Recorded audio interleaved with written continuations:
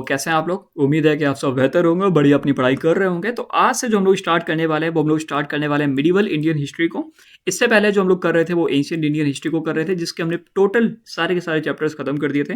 लगभग 13 चैप्टर्स हमने पूरा एंशियंट इंडियन हिस्ट्री को निपटा दिया है और पूरा डेप्थ में निपटाया। ये नहीं कि ऊपर ऊपर सारी चीज़ों को पढ़ाया है, सारी चीज़ों को आपको क्लियर किया है। तो एक बार अगर आप एंशियंट इंडियन हिस्ट्री को कंप्लीट पढ़ना चाहते हैं एसएससी या फिर कोई भी एग्जाम्स को लेके, तो आप पढ़ सकते हो और आपको सारी की सारी चीज़ें क्लियर हो जाएंगी। बाय द वे, ये जो थ्री पार्टेड स्ट्रगल, ये काफ़ी बार आपको दिखेगा कि जो टीचर्स हैं इसको एंशिएंट इंडियन हिस्ट्री में भी पढ़ा देते हैं और काफ़ी बार टीचर्स इसी टॉपिक को मिडिवल इंडियन हिस्ट्री में पढ़ा देते हैं। बट हम किसकी बात मानेंगे? हम लोग एनसीईआरटीज़ की बात मानेंगे। एनसीईआरटीज़ में जो डिवाइडेशन देखने को मिलता है मिडिवल इंडियन हिस्ट्री का, वो लगभग 700 से लेके 1700 कुछ देखने को मिलता है। तो ये जो टाइम पीरियड बताया जाता है, ये बताया जाता है मिडिवल इंडियन हिस्ट्री का। तो इसी टाइम पीरियड के बीच हमको थ्री पार्टाइड स्ट्रगल देखने को मिल रहा है, इसीलिए हम लोग थ्री पार्टाइड स्ट्रगल को क्या मान रहे हैं? मिडिवल इंडियन हिस्ट्री का पार्ट मान रहे हैं और इसीलिए हमने इसको एंशिएंट इंडियन हिस्ट्री में नहीं पढ़ा था। तो भैया एंशिएंट इंडियन हिस्ट्री में नहीं पढ़ा था, इसका क्या मतलब? मतलब ये है कि एंशिएंट इंडियन हिस्ट्री में बहुत सारे बड़े बड़े किंगडम्स आए, मौर्यास आए, फिर गुप्तास आए। बट इंपॉर्टेंट ये जानो कि जो बड़े बड़े किंगडम थे, सबसे एंड में सबसे बड़ा किंगडम कौन था? भैया गुप्ता था? नहीं, हर्षा का याद है ना कि हर्षा पूरा बेसिकली कन्नौज पर रूल कर रहे थे नॉर्थ इंडिया में। नीचे साउथ में जाना चाह रहे थे पर नहीं जा पाए क्योंकि पुलिस सेकंड बैठे हुए थे। फिर वो टाइटल लेते हैं लॉर्ड ऑफ द साउथ का, वो लेते हैं लॉर्ड ऑफ द नॉर्थ का। ये सारी चीजें अलग। बट आप ये जानिए कि सबसे बड़ा एम्पायर जो हमको एकदम एंड में देखने को मिला वो हर्षा का मिला। तो जो सबसे बड़ा एम्पायर हर्षा का चला गया, उसके बाद छोटे छोटे बहुत सारे एम्पायर्स आए। तो हर्षा से ज्यादा तो कोई रूल नहीं कर पाया ना हर्षवर्धन से ज्यादा। इसी वजह से हम जो मानते हैं कि जो लास्ट सबसे इंपॉर्टेंट था एंशिएंट इंडियन हिस्ट्री का, उसका एंड हो जाता है हर्षा जी के रूल के बाद। ओके, और हर्षा जी कहां से रूल कर रहे थे? कन्नौज से। और कन्नौज का जो पॉलिटिकल और कल्चरल जो इंपॉर्टेंस था वो वैसे ही बढ़ चुका था। कन्नौज जो था वो अपने आप में एक इंपीरियल स्टेटस रखता था कि जो कन्नौज पर रूल करेगा वो बेसिकली पूरे के पूरे नॉर्थ इंडिया, पूरे के पूरे आर्यवर्त वाले रीजन में रूल करेगा। इसी वजह से कन्नौज बहुत इंपॉर्टेंट हो जाती है। और ये जो थ्री पार्टाइड है, थ्री मतलब होता है तीन और पार्टाइड मतलब होता है पार्टी, जो तीन पार्टीज का स्ट्रगल है वो बस इसी वजह से है कि भैया कन्नौज पे कौन रूल करेगा। सारे लोग चाहते थे कि कन्नौज पे रूल हो जाए तो पूरे नॉर्थ इंडिया पर रूल हो जाएगा और हमारा भपका हो जाएगा, जैसे हर्षवर्धन जी का था। तो यही सारे के सारे लोग चाह रहे थे। तो ये सारे लोग कैसे लड़ते हैं आपस में? क्या लड़ते हैं? 2 साल का होता है, 1 साल का होता है, 3 लोग आपस में लड़ते हैं या फिर ये लड़ाई चलती ही रहती है, वो सारी चीजें हम क्लियर करेंगे। तो ये जो थ्री पार्टी स्ट्रगल है, ये 10-15 साल का नहीं है, टोटल 200 सालों का समय काल है। इसमें बेसिकली ये इस पे मतलब ये इनको अटैक करेंगे, ये इनको अटैक करेंगे, आपस में लोग लड़ते बढ़ते रहेंगे, बहुत ज्यादा लड़ेंगे भिड़ेंगे। एक टाइम ऐसा आएगा कि तीनों लड़ते लड़ते खत्म हो जाएंगे और फिर राइस होगा किनका? राजपूत का। और फिर राइस होगा किनका? जो इस्लामिक इन्वेजन है वो हमको देखने को मिलने लगेगा। क्यों? क्योंकि आपस में ही लड़ रहे थे। एक बात और ये समझिए कि जब ये आपस में लड़ रहे थे तो भैया इन्होंने इतना एरिया ले लिया, इन्होंने इतना एरिया ले लिया, इन्होंने इतना एरिया ले लिया। तो ये जो हमको देखने को मिल सकता था एक पैन इंडिया, बेसिकली क्या बोलते हैं, पैन इंडिया, जो एक बहुत बड़ा सा रूल देखने को मिल सकता था, वो किसी का देखने को नहीं मिला। क्यों? क्योंकि ये आपस में लड़ रहे थे, ये इनको हरा रहे थे, ये इनको हरा रहे थे, ये इनसे हार रहे थे, वो उनसे जीत रहे थे। तो यही सारी चीज देखने को मिली। तो हमको मौर्यंस की तरह, गुप्तास की तरह एक बहुत बड़ा रूल इंडिया में देखने को नहीं मिला। इंडिया के टुकड़े हमको देखने को मिले। ठीक है, इस बात को हम लोग याद रखेंगे। तो अभी जो स्टार्ट कर रहे हैं वो हम लोग चैप्टर 1 स्टार्ट कर रहे हैं और बेसिकली आज जो मिडिवल इंडियन हिस्ट्री है इसको हम कोशिश करेंगे 13 से 14 चैप्टर्स के अंदर या लेक्चर्स के अंदर पूरा का पूरा फिनिश कर दें। तो आज चैप्टर नंबर 1 है, अच्छे से देखिएगा। सेम चीज मैं आपको बताया कि जब हर्षा रूल कर रहे थे इतने से लेकर इतने के बीच में, तो उस टाइम पे जो कन्नौज है उसकी पॉलिटिकल और कल्चरल जो इंपॉर्टेंस थी वो बहुत ज्यादा बढ़ जाती है और हर्षा के बाद कोई भी स्ट्रॉन्ग सक्सेसर नहीं आता है। अब देखो कि छोटे मोटे किंगडम बहुत सारे हैं जब हमने पोस्ट गुप्तास में पढ़े थे, बट इतने इंपॉर्टेंट कोई नहीं थे। इतना इंपॉर्टेंट कोई नहीं था कि भैया वो रूल कर पाता, क्योंकि अगर वो इतना इंपॉर्टेंट होता तो कोई और उसको आके ना पटकता, बट किसी ने पटका, फिर इनको भी किसी ने पटका। मतलब ये था कि कोई ऐसा नहीं कि बहुत पावरफुल हो गया हो और बहुत बड़े इलाके से रूल कर रहा हो, वो सिर्फ हर्षा थे एंड में, है ना। उन्हीं के बाद थ्री पार्टाइड स्ट्रगल आ जाता है। तो धीरे धीरे इनकी डेथ के बाद क्या होता है कि कोई भी स्ट्रॉन्ग सक्सेसर नहीं रहता। इस वजह से पावर वैक्यूम क्रिएट हो जाता है कि भैया बैठेगा तो बैठेगा कौन? इंडिया में, है ना। नॉर्थन इंडिया बेसिकली राज कौन करेगा? अब ये तीन आ जाते हैं। अब ये तीन कहते हैं कि हम रूल करेंगे, ये कहते हैं हम, ये कहते हैं हम। तो ये भैया जो कहते हैं इन्हीं के बारे में आज लोग पढ़ने वाले हैं। कन्नौज की जो इंपॉर्टेंस बहुत ज्यादा बढ़ जाती है। इसकी इंपीरियल अथॉरिटी आर्यवर्त के ऊपर जो भी कन्नौज पर रूल करेगा उसकी अथॉरिटी आर्यवर्त पे पूरी बढ़ जाएगी। इस बात को आप समझ गए हैं? ठीक है। सॉरी, याद बस ये रखिए कि 3 रीजनल किंगडम थे। ओके, और वो 3 रीजनल किंगडम कौन से थे? एक पालास थे, एक गुर्जार प्रतिहारास थे और एक राष्ट्रकूतास थे। आपको फिलहाल इनके बारे में ये याद रखो कि राजपूतास थे दक्कन से, गुर्जार प्रतिहारास थे राजस्थान और मालवा वाले रीजन से, पालास थे बंगाल और बिहार वाले रीजन से। ये बिल्कुल अभी मत देखिए, क्योंकि मैं इन सभी के बारे में आपको डेप्थ में एक एक चीजें बताऊंगा। नेचर ऑफ द स्ट्रगल ये समझो कि 3 वे का बेसिकली लड़ाई चल रही थी तीनों तरफ से, और तीनों का बस मकसद ये था कि कन्नौज हमारा हो जाए। कन्नौज बस ये था कि कन्नौज किसी के लिए लॉयल नहीं था सर। कन्नौज पे सब कोई फीलिंग तो चाहता था लेने वाली कि भैया राजा वाली फीलिंग चाहिए, बट कन्नौज पे कौन बैठेगा जो सही में ताकतवर होगा? कन्नौज पे कौन बैठे? हर्षवर्धन जी बैठे। क्या ये 3 में से कोई बैठ पाए? ये भी बैठे। कई तो ऐसे थे जो 100-100 साल बैठे रहे, बट कन्नौज पे हमेशा कोई नहीं बैठ पाया, और ये आपस में लड़ते गए, खत्म होते गए, और लास्ट में कौन आए? लास्ट में आए राजपूत। ओके, और वो कैसा है वो सारी चीजें भी अभी हम पढ़ेंगे। तो इस स्ट्रगल में अगर आप ठीक से देखेंगे तो भैया बहुत सारे युद्ध हुए, बहुत सारे अलायंस हुए। अलायंस क्या होते हैं कि भाई हम तुम्हारे तरफ, तुम भी हमारे तरफ, चलो इसको मारते हैं, ये वाली चीजें। शिफ्टिंग कंट्रोल कि भैया आज कन्नौज पे किसी और का रूल है, कल कन्नौज पे किसी और का रूल होगा, कल कन्नौज पे किसी और का रूल होगा। तो ये धीरे धीरे जो कन्नौज का शिफ्ट था वो भी देखने को मिला। अब ये नहीं कि कन्नौज भैया यहाँ से यहाँ सरा गया, नहीं, कन्नौज पहले इतना कोई और रूल कर रहा था, अब कोई पूरा रूल कर रहा है, ये सारी चीजें है ना। हर 10 सालों में, 20 साल में डिकेट्स लिखा है। डिकेट्स मतलब होता है हर 10 साल, जानते हो ना। सेंचुरी मतलब 100। भैया इतना हमको आता है, चलो ठीक है, ठीक है, आता होगा, चलो। The prolonged struggle weekend all 3 dynasty. और भैया जब ये सीधी सीधी चीजें चलती रही तो इसी वजह से ये जो तीनों डायनेस्टी आपस में वीक होगी। भैया वीक कैसे हो गई? वीक ये समझो कि आप डेली अगर युद्ध कर रहे हो, सारे रिसोर्सेज खत्म होंगे, सारे मैन पावर खत्म होगा, तो अब आप में इतनी औकात नहीं है कि आप पूरे के पूरे इंडिया पे रूल कर पाओ। अब पूरे इंडिया पे रूल कर नहीं पाओगे तो आप छोटे छोटे बढ़िया रूल करते रहोगे और खुश रहोगे। और आपका जो सबसे बड़ा सपना क्या रहेगा? कन्नौज का। मतलब आपका जो सबसे बड़ा सपना क्या है? वो है एमटीएस का। आप सोच ही नहीं पा रहे सीजीएल के बारे में, आप सोच ही नहीं पा रहे यूपीएससी के बारे में, आप एमटीएस पे टिके हो। मतलब कन्नौज बहुत इंपॉर्टेंट था, बट ठीक से देखो कि पूरा इंडिया पे आप सोच ही नहीं रहे थे। आप सोच रहे थे कन्नौज पे एक बार रूल हो जाए, फिर अपना तो जलवा जलवा वो चीज है ना। तो ये साफ साफ बता रहा है कि जो कन्नौज का रोल था बहुत इंपॉर्टेंट था, चाहे वो पॉलिटिकल, इकोनॉमिक, कल्चरल, सारा का सारा। बाय द वे कन्नौज के जो इंपॉर्टेंस है वो अभी हम नीचे पढ़ने वाले हैं, ठीक है। और इसी राइवलरी मतलब होता है कि आपस की जो लड़ाई के चक्कर में जो रीजनल फ्रेगमेंटेशन है वो बहुत ज्यादा देखने को मिली।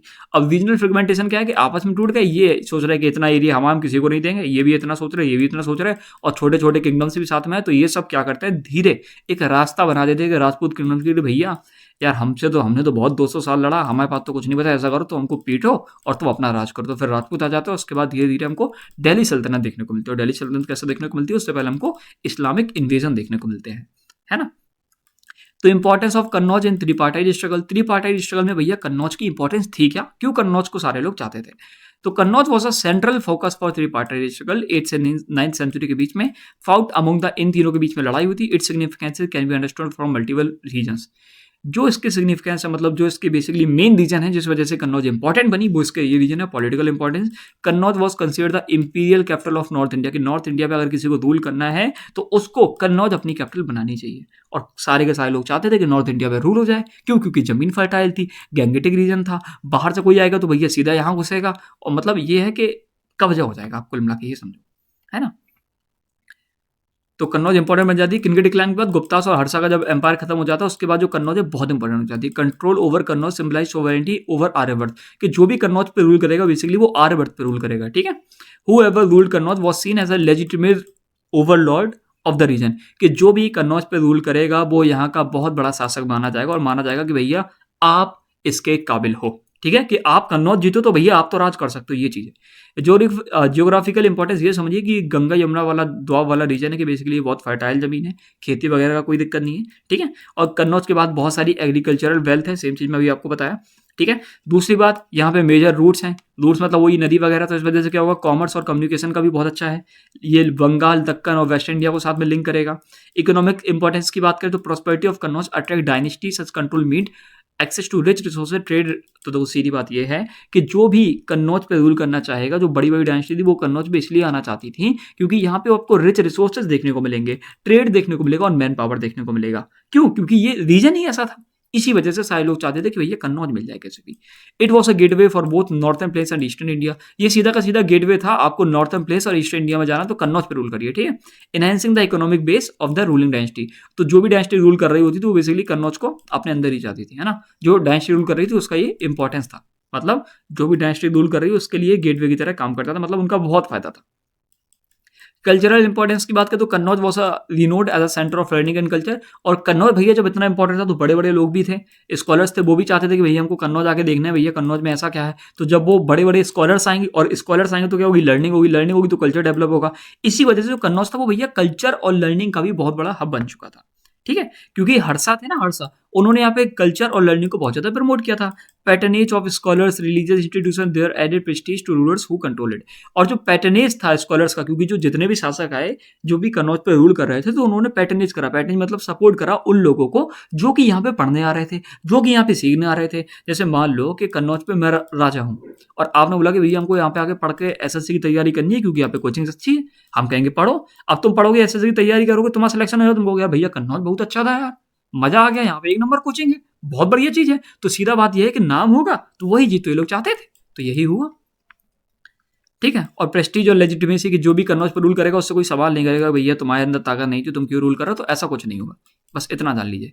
बाय द वे, अब ये भी जान लीजिए कि medieval era in India, India में जो मेडिवल एरा है उसका क्या। चलो भाई, मिडिवल एरा तो समझ गए ना कि एंशिएंट के बाद वाला टाइम। तो सदर्न और सेंट्रल इंडिया में क्या चल रहा था, नॉर्थ इंडिया में क्या चल रहा था, चलो ये जान लेते हैं। तो सदर्न और सेंट्रल इंडिया में ये चल रहा था कि चालुक्यास और बादामी, बाय द वे इनके बारे में हम लोग पढ़ चुके हैं। ठीक है, ये रूल कर रहे थे साउदर्न और सेंट्रल इंडिया में, पैटर्नाइज कर रहे थे कन्नड़ा और तेलुगु लिटरेचर को, सेम सारी चीजें देख चुके हैं। सिंध का थोड़ा देख लो कि सिंध में उस टाइम पे रूल कर रही थी चचास डायनेस्टी, चच डायनेस्टी। ठीक है, और ये चच डायनेस्टी वही है जिसपे मोहम्मद बिन कासिम अटैक करेंगे 712 AD में।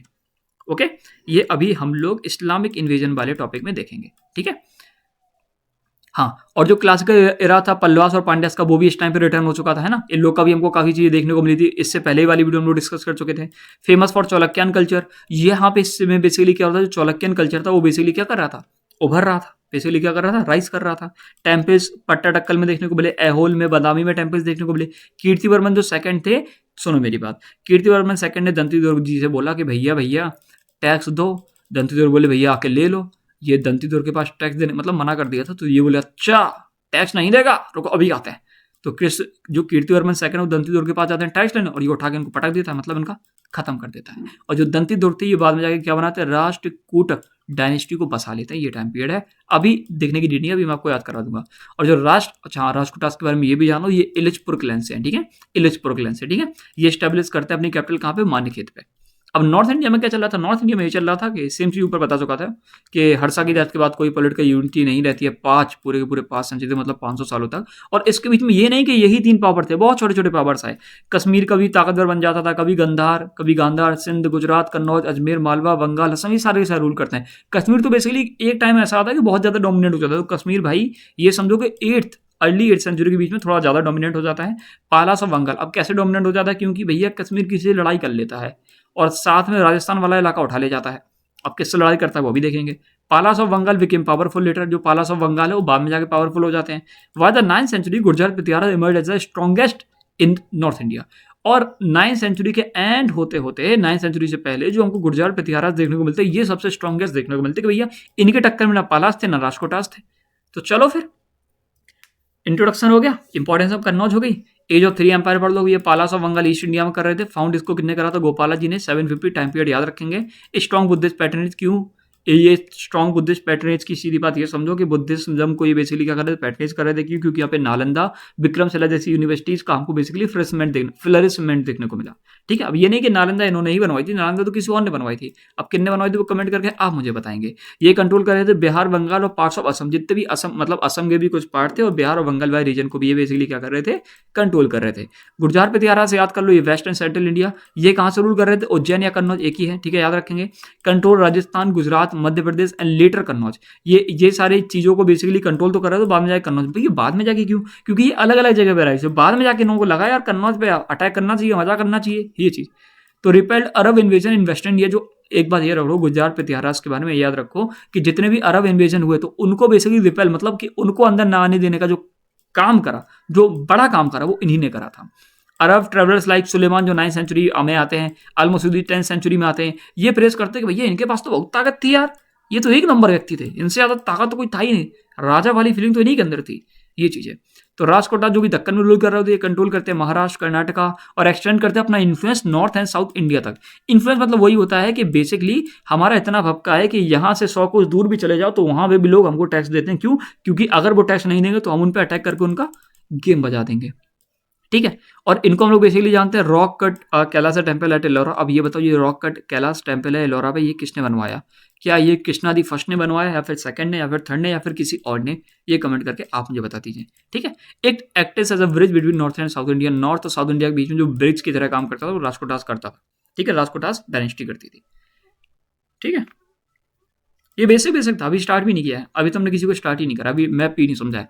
The Palas Prithviraj Rajkotas fought for the control of fertile Gangetic valley, पता ही है। जैसे बेसिकली लड़ाई तो इस चीज़ के लिए थी, बट ये इसी लड़ाई मतलब देखो फर्टाइल गंगेटिक वैली के लिए लड़ाई थी, बट उस गंगेटिक वैली में कन्नौज था, बेसिकली कन्नौज के लिए ही लड़ाई थी। अब देखो एक बात समझो कि कन्नौज को अगर हम उठा के साउथ में रख देते तो क्या लड़ाई होती? बिल्कुल नहीं होती। तो लड़ाई किसके लिए हो रही थी? इसके लिए लड़ाई हो रही थी, इसके लिए, समझ गए। अब इस जगह पे कन्नौज पड़ गया, वो बात अच्छी है, ठीक है। 100 of better but fought over, मतलब 200 सालों के बीच में 100 युद्ध हुए।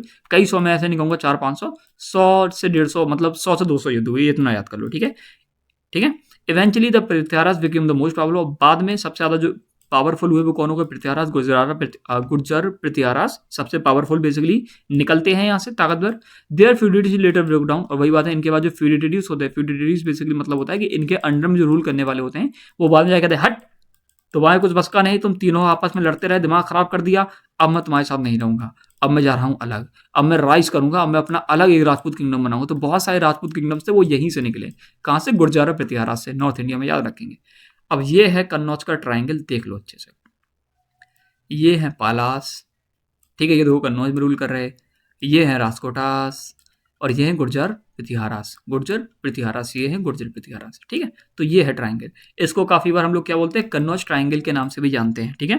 थ्री पार्टाइशिकल के नाम से तो जानते ही हैं, कभी कभी हम इसको कन्नौज ट्राइंगल भी बोल देते हैं, ओके, क्योंकि कन्नौज की लड़ाई थी। देखो ये बोल रहे हैं, ये देखो ये कन्नौज पे हमारा रूल है, ये करे हमारा रूल है, ये करे हमारा रूल है, होगा भाई, अपन को क्या करना है भाई। ये चंदेलास कौन है अभी पढ़ेंगे अगले वीडियो में, ठीक है, टेंशन मतलब, ठीक है। तो राजकोटास ऑफ मान्यखेत, तो अब हम लोग पढ़ने वाले राजकोटास के बारे में। तो ये है राजकोटा डायनेस्टी, ठीक है, ये है राजकोटा की डायनेस्टी, ये है, देख लीजिए, ये कैपिटल बहुत इंपॉर्टेंट है, मान्यखेत, ये देख लीजिए। देखना क्या, लो स्क्रीनशॉट ले लो, अगर मन है स्क्रीनशॉट लेने का ले लो, वायदा इतनी नीड है नहीं, बस देख लो, इंपॉर्टेंट था। राजकोटास के बारे में जो टाइम पीरियड है 753 से लेकर 982, इसको रट लो, ठीक है। रट लो मतलब रट लो, इसको दिमाग में डाल दो कि जो टाइम पीरियड है इतना है और इतना आपको याद रखना है। कभी पूछेगा नहीं सीधा, ये वैसे तो याद ये करना होता है कि 7th सेंचुरी से लेके 10th सेंचुरी तक का, बस ये याद रख लो। ये नहीं कि सॉरी 8th सेंचुरी से लेके 10th सेंचुरी तक का, ये नहीं कि आपको एक चीज याद रखनी है, एकदम एग्जैक्ट आपको याद नहीं रखना है, बट हाँ मैं कह रहा हूं कि अगर हो सके तो रख लेना, वरना सेंचुरीज के हिसाब से याद रख लेना, ठीक है। ये पहले थे, बहुत पावरफुल डायनेस्टी थी, जो कि अलीमन मेडिवल इंडिया में आती है, जो रूल कर रहे थे कहां से? अपने कैपिटल मान्यखेत से। और मान्यखेत को बेसिकली लोग क्या बोलते हैं? मड़खेड़ भी बोलते हैं, जो कि आज कर्नाटका में, ठीक है, मॉडर्न आज की मलखेड़, जो कि पहले मान्यखेत थी, आज के कर्नाटका में, ओके। तो सीधी बात ये करते हैं, उनके जो फाउंडर होते हैं वो दंतीदुर्ग होते हैं 753 सीई में, ठीक है। ये डिफीट करते हैं चालुक्यास और बादामी, चालुक्यास और बादामी को हरा देते हैं, कीर्तिवर्मन सेकंड को बना लेते हैं, अपनी एक राजपुरा डायनेस्टी बसा लेते हैं, सेम चीज जो कि हम पढ़ रहे हैं इनके बारे में। इनके ओरिजिन की बात करें तो माना जाता है कि भैया राठिकास और राष्ट्रिकस इनके डिसेंडेंट है, ठीक है, इन्हीं से निकली हूँ, बस इतना जान लो, ये अशोकन एडिट्स में मेंशन है, मतलब इतना ज्यादा नीड आपको नहीं है जानने की, बट अगर कभी पूछे तो ये नेम लिख के आएगा, ठीक है ना। और वैसे ही आपको याद हो जाए क्योंकि नेम है ना वो सेम है, ये देख रहे हो कहाँ गए, ये जो नेम है राष्ट्रकोटास और राशिकटास, ये एकदम सेम है, तो वैसे ही आपको समझ में आ जाता। रीजन थोड़ा देख लो कि कंट्रोल कर रहे थे कर्नाटका, महाराष्ट्र, पार्ट ऑफ आंध्र प्रदेश, तेलंगाना, गुजरात और मध्य प्रदेश। एक बात ये भी याद रखो कि ये नहीं कि हमेशा ही इस चीज को रूल कर रहे थे, टोटली इन्होंने जहां जहां रूल करा, या फिर जब वो सबसे ज्यादा पावरफुल थे तब वहां पर रूल कर रहे थे, उनकी हम लोग बात कर रहे हैं। कैप्टन की मौन्यखेत या फिर मान्यखेत थी, मालखेड़ जिसको बोलते हैं, कर्नाटका में, ठीक है। अब जिससे क्वेश्चन आते हैं उन चीज पर हम लोग फोकस करने वाले हैं, ठीक है। तो अब देखो मैं आपको बता दूं आपको क्या क्या याद रखना है। पहली बात आपको बस ये याद रखना है कि फाउंडर कौन था, फाउंडर का नेम, सबसे इंपॉर्टेंट रूलर था उसके बारे में सब कुछ, सबसे इंपॉर्टेंट रूलर जिससे जिससे लड़ा उनके नाम, कब लड़ा वो नीड नहीं है, बट शायद कभी पूछ ले, ठीक है। तो थोड़ा सा उस बैटल के बारे में जानना है और कुछ नहीं। फाउंडर कौन था, सबसे इंपॉर्टेंट रूलर कौन था, बस। तो दंतीदुर्ग का टाइम पीरियड एकदम रट लेना, बिल्कुल रट लेना, मतलब इसको बिल्कुल मत भूलना, ये फाउंडर थे, ये कंसोलिडेट करते हैं दक्कन पावर को, ये डिफीट करते हैं चालुक्यास को और स्टेब्लिश करते हैं राष्ट्रकूटा रूल को, ये चीज हम क्लियर हो गई, ठीक है। By the way Chalukya dynasties के बारे में लोग पहले पढ़ के आ चुके हैं। ये टाइटल लेते कौन था? पृथ्वी वल्लभा और Raja Dhiraj after defeating last ruler of Badami Chalukyas Kirtivarman second. जब ये बादामी चौलाक्यास के कीर्तिवर्मन सेकंड को हरा देते हैं, जब मतलब ये डायनेस्टी बसाते हैं, तब ये टाइटल लेते हैं कौन सा, राजाधिराज का, ठीक है। और ये जो टाइटल है पृथ्वी वल्लभ, इसको भी याद रखेंगे। इनकी जो डिस्क्रिप्शन है वो संजन प्लेट्स, उसमें बेसिकली बहुत सारी चीज़ें मेंशन है। उसमें मेंशन ये है कि भैया बहुत अलग अलग रीजन में बहुत सारी चीज़ें जीते, मालवा, कलिंग, लता, तंका, कौशल किंग नगरभट्ट सेकंड, जो गुर्जारा थे, ये सारे कुछ सारी जो चीज़ें हैं इन पे ये जीते थे।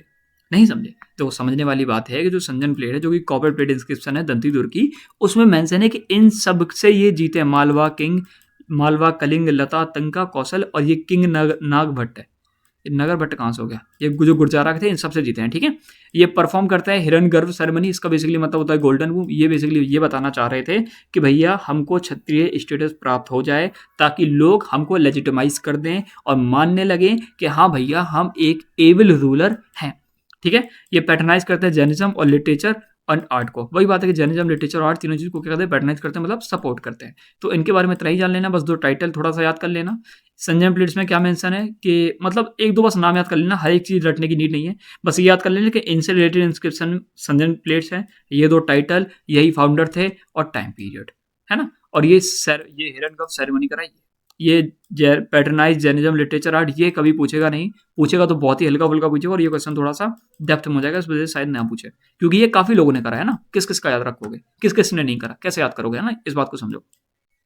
तो कृष्णा फर्स्ट, इनका टाइम पीरियड बहुत इंपॉर्टेंट है, याद रखेंगे भैया। अब ये तो इंपॉर्टेंट रूलर है नहीं, ये तो अंकल है दंतीदुर्ग के, इनके बारे में क्यों याद करें, क्योंकि इन्होंने एक टेम्पल बनाया था, कैलाशनाथ टेम्पल एट एलोरा। और ये जो कैलाशनाथ टेम्पल है बहुत अच्छा टेम्पल है, ये मोनोलिथिक रॉक कट मार्बल है, जो कि यूनेस्को वर्ल्ड हेरिटेज साइट भी है। इसी वजह से इस चीज़ को रट लीजिएगा, ठीक है।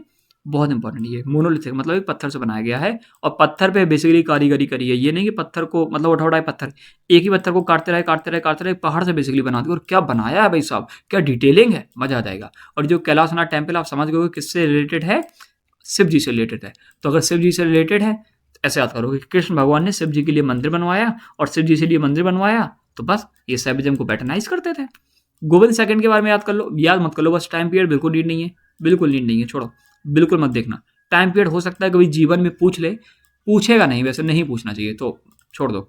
ध्रुव धर्णवर्षा के बारे में थोड़ा सा देख लो। ये डिफीट करते गुर्जर प्रतिहारास को, वत्सराजों को, ठीक है। ये जो वत्सराज गुर्जर प्रतिहारास के, इनको डिफीट करते हैं। पल्लवास, जो साउथ में पल्लवास होते हैं, उनको डिफीट करते हैं। और पाला में जो धर्मपाल होते हैं, उनको डिफीट करते हैं, ठीक है। ये धर्मपाल काफी लोग को हराएंगे, काफी लोग से हारेंगे, इनका नाम बार बार देखने को मिलेगा। अब भैया धर्मपाल के बारे में यहाँ पे मेंशन क्यों है, क्योंकि हो सकता है ये महान रूलर होंगे, इसी वजह से यहाँ पे नेम मेंशन है। अब ये जो नेम मेंशन है, जब धर्मपाल के बारे में पढ़ेंगे तो इनका नाम दोबारा आएगा कि ये इनसे हारे थे, इनसे जीते थे, इसीलिए धर्मपाल के बारे में हमको एक एक चीज पढ़नी जरूरी हो जाएगी, ठीक है। और हाँ, बस धर वर्षा के बारे में ये जान लो कि माना ये चाहता है कि इन्हीं के बाद जो त्रिपार्टाइट स्ट्रगल में है ना, इनका बेसिकली एंट्री हो गई, कि अब ये भी त्रिपार्टाइट स्ट्रगल का पार्ट बन गए, और ये भी आपस में एक दूसरे से लड़ने लगे, क्योंकि ये पालास से लड़ गए, देखो ना, ये गुर्जर प्रतिहारा से लड़ गए, तो अब ये भी बेसिकली त्रिपार्टाइट स्ट्रगल का पार्ट बन गए। अब गोविंद थर्ड के बारे में बात कर लेते हैं। सन थे किसके, ध्रुव धरवर्षा, मतलब इन्हीं के लड़के थे। टाइटल ये क्या लेते हैं, सर्वभौम, बेसिकली यूनिवर्सल। भूम मतलब होता है भूमि, तो भूमि मतलब यूनिवर्स बोला, कि पूरे यूनिवर्स के हम लोग क्या है, मोनार्क, मतलब अकेले राजा हैं, तो पूरे राजा हैं हम कहाँ के, पूरे यूनिवर्स के। सर्व मतलब सारा, और सारा मतलब भूमा, कि सारी की सारी दुनिया, मतलब यूनिवर्स के मोनार्क है।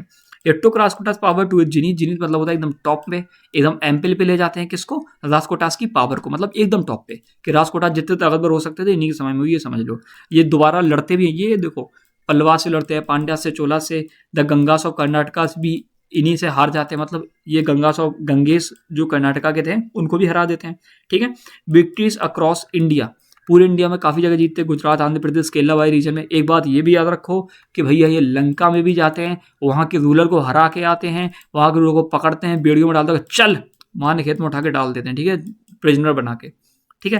ये डिफीट करते हैं नागभट्ट सेकंड को, पृथ्वीहारा डायनेस्टी के, और धर्मपाल को जो कि पाल डायनेस्टी के थे, इनको भी हराते हैं। ये पार्ट याद रखेंगे, है ना। Considered one of the greatest military rulers. अब इनके बारे में बता देता हूँ। तो टाइम पीरियड एकदम रट लेना, टाइटल रट लेना, और ये किन किन को हराए बिल्कुल जानने की नीड नहीं है। हाँ, ये श्रीलंका में भी जाके हराए, वो थोड़ा देख लेना, यहाँ का थोड़ा देख लेना। ये लाइन बहुत इंपॉर्टेंट है कि नागभट्ट सेकंड को पृथ्वीहारा डायनेस्टी के, और धर्मपाल को पाल डायनेस्टी के, इन दोनों को हराए, ये थोड़ा याद कर लेना, ठीक है। क्वेश्चन यहाँ से आएगा। अमोघ वर्ष फर्स्ट, सबसे इंपॉर्टेंट इन्हीं के बारे में हमको जानना होता है, तो जान लेते हैं। सन थे गोविंद थर्ड के, ठीक है, ये थोड़ा आर हटा देंगे यहाँ से। टाइटल ने लिया था पतुंग, ठीक है, नीरी पतुंग, ये टाइटल याद रख लेंगे। ग्रेटेस्ट राजकोटा रूरर, मतलब इनसे ज्यादा ग्रेटेस्ट राजकोटा रूरर कोई नहीं है, तो ये याद रख लो। और इंपॉर्टेंट याद रख लो कि यही कैपिटल शिफ्ट करते हैं मान्यखेत में, ठीक है भैया। इससे पहले क्या कैपिटल थी जानने की बिल्कुल नीड नहीं है, ठीक। तो गुरु की बात करें तो उनके आचार्य गुरु कौन होते हैं? आचार्य जिनासेन। भैया ऐसा तो ऊपर वाले के गुरु के बारे में नहीं बताया, सबके बारे गुरु के बारे में नहीं बताया, ये भी तो इंपॉर्टेंट थे। तो इंपॉर्टेंट याद रखो, गुरु के बारे में नहीं जानना था, इंपॉर्टेंट ये है कि इनके गुरु जी ने एक बुक लिखी आदि पुराण, उस आदि पुराण के बारे में जानना था। इस वजह से हमने यहाँ पे कनेक्ट कर लिया कि भैया इनके गुरु थे आचार्य जिनासेन, जिन्होंने बुक लिखी आदि पुराण। तो ये जो है ना, इसको याद करना है, ऊपर वाले को याद रखना है, टाइटल याद रखना है, सन, हाँ ये चार ही चीज याद करनी। जो जब मैं बोल रहा हूँ कि ये ग्रेटेस्ट रूलर है, मतलब इनसे ताकतवर कोई है ही नहीं, तो ये सबसे इंपॉर्टेंट रूलर है, तो इनके बारे में जितने पॉइंट है सारे के सारे रट मारो, ठीक है। ये पैटर्न ऑफ जैनिज्म, ठीक है, इनको माना जाता है अशोक ऑफ द साउथ, ठीक है, ये सबसे इंपॉर्टेंट, ये लाइन बिल्कुल मत भूलना भाई, एग्जाम में सीधा यहीं से क्वेश्चन उठा के बनेगा कि कबीराज मार्ग किसने लिखी और कबीराज मार्ग है क्या। तो ये फर्स्ट कन्नड़ा लिटरेरी बुक है, मतलब सबसे पहले जो कन्नड़ा की लिटरेरी बुक है वो यही है। इसमें पोएटिक्स दिए हैं बुक में और ग्रामर भी दी है, ठीक है।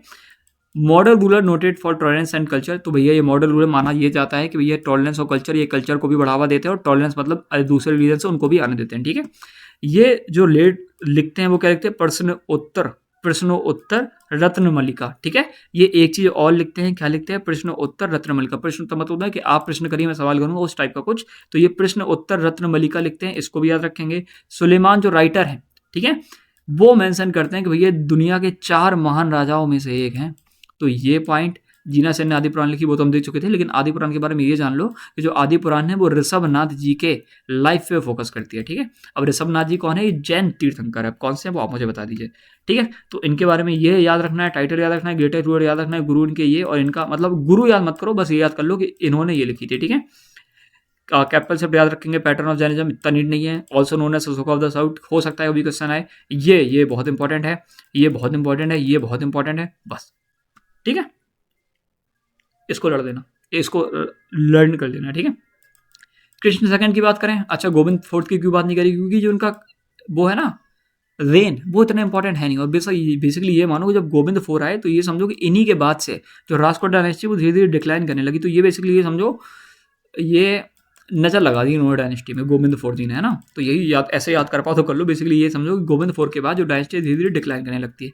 हो सकता है कभी क्वेश्चन बन जाए, from where the Rajkota dynasty started to decline, option में आ जाएंगे गोविंद फोर, लगा देना। कृष्णा सेकंड, अब भैया तो गोविंद फोर क्यों लगा रहे? क्योंकि इससे पहले तो बहुत महान थे ना, अमोघ वर्ष फर्स्ट, और यहाँ पे रूल कर नहीं सकते क्योंकि सुनो, यहाँ पे डिक्लाइन इसलिए नहीं कर सकती क्योंकि यहाँ पे इनके बाद बहुत इंपॉर्टेंट रूलर आए, और बहुत इंपॉर्टेंट रूलर आए तो वो तो ऊपर तक ले ही जाएंगे डायनेस्टी को, और अगर ऊपर तक ले जाएंगे तो डायनेस्टी यहाँ पे कैसे डिक्लाइन कर सकती है? तो इनके बाद ही डिक्लाइन करेगी। अब इनके बाद कोई महान नहीं आया तो ऑब्वियस है कि इनके जस्टवाद वाले ने कुछ नहीं करा होगा, तो वही तो हम बात कर रहे हैं कि इनके जस्टवाद वाले ने कुछ नहीं करा। कृष्णा सेकंड के बारे में देख लो, टाइम पीरियड थोड़ा देख लेना, ठीक है। और वायदा भी ये सेम नाम क्यों हो जाता है? क्योंकि ऐसा होता है कि जब कोई महान व्यक्ति होता है तो लोग सारे उसका नेम ले लेते हैं दर्श होता है ना, और उसी को यूज करते हैं, उनको लगता है कि ये भी महान बन जाएगा, ये सारी चीजें। तो continued patronage of art and literature, तो ये पैटर्नेज कंटिन्यू रखते हैं किसका? लिटरेचर और आर्ट का, कि आर्ट और लिटरेचर को ये भी बहुत ज्यादा बढ़ावा देते हैं, बहुत ज्यादा बेसिकली क्या करते हैं? सपोर्ट करते हैं। कैप्चर कर लेते हैं तंजौर, जिसका नाम है थंजावुर, याद रखेंगे, ठीक है, तंजौर और थंजावुर दोनों याद रखेंगे, चोला से ये कैप्चर कर लेते हैं। स्टेबिलिटी मेंटेन करके रखते हैं। वायदा भी ये सारी चीजें याद नहीं करनी, बस आपको ये लाइन याद करनी है, ठीक है। ये लाइन सेकंड वाली कैप्चर कर लेते थंजौर या फिर तंजौर, कहां से? चोला से। इंद्र थर्ड की अगर बात करें तो अमोघ वर्ष ग्रैंडसन, ये कौन है? ये अमोघ वर्ष सेकंड के अमोघ वर्ष के ग्रैंडसन है। इनके बारे में याद रखो कि ये डिफीट करते गुर्जार प्रत्यारास के रूरल महिपाल को, ठीक है, और ऑक्यूपाई कर लेते हैं कन्नौज को। तो ये लाइन रख लो, बस ये लाइन इंद्र थर्ड के बारे में बस ये लाइन कर लो, ठीक है। स्ट्रॉन्ग रूलर समझो जो कि राजकोटा प्रेस्टीज को उस टाइम पे बेसिकली अपहेल्ड कर रहे थे, पढ़ा रहे थे, ठीक है।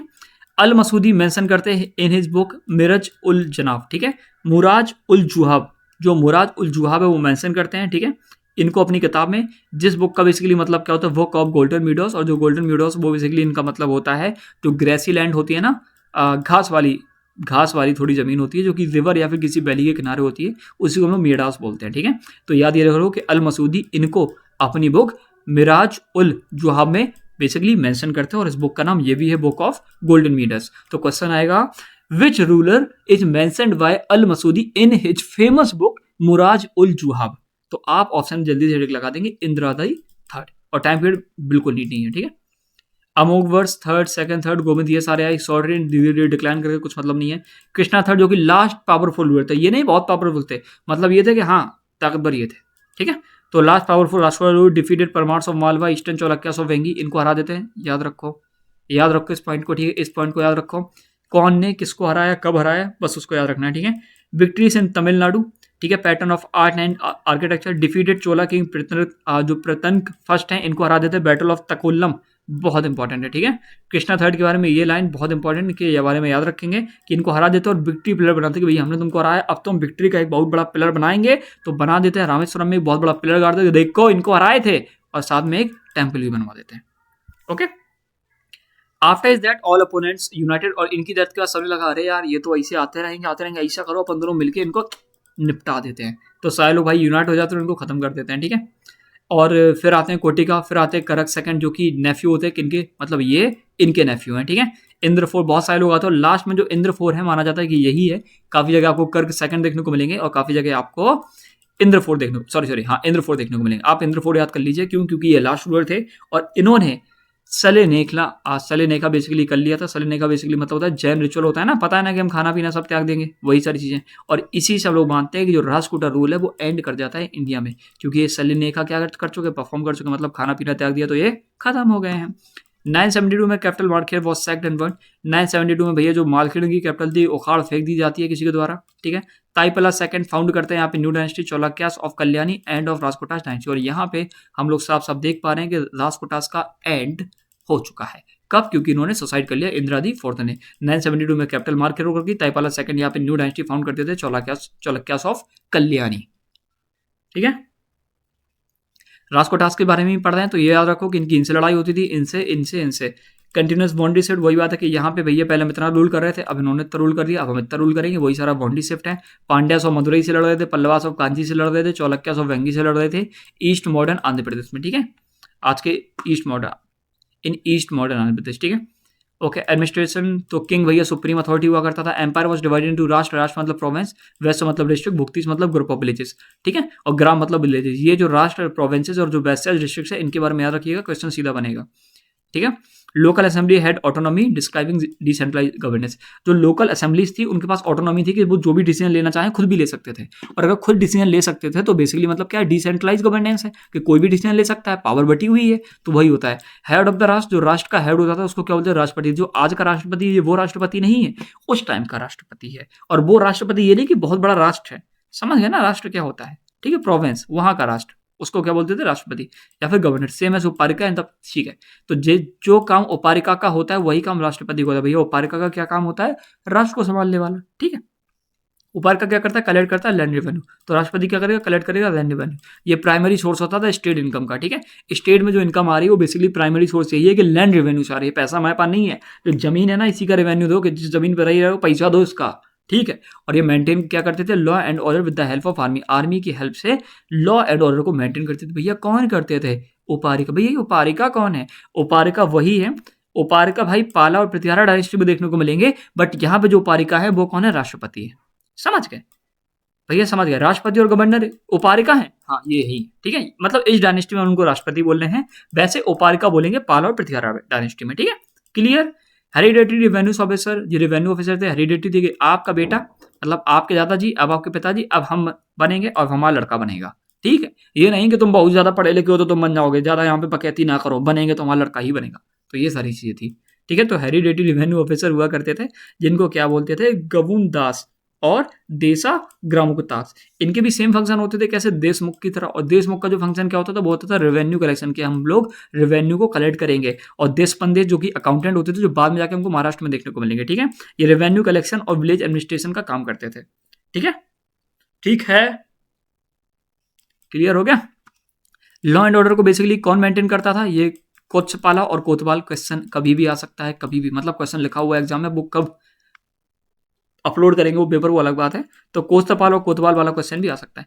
फ्यूडलिज्म क्या होता है, फ्यूडलिज्म बेसिकली होता है डिसेंट्रलाइज सोशल इकोनॉमिक सिस्टम, जहां पे जो लैंड है वो दे दी जाती है, और बोला जाता है कि अगर हमें कभी मिलिट्री सर्विस की नीड पड़ी, और हमें कभी नीड पड़ी कि आओ यार आके लो, तुम आओगे, उन्होंने बोला ठीक है भैया हम आएंगे, तो बदले में क्या, जमीन ले जाओ।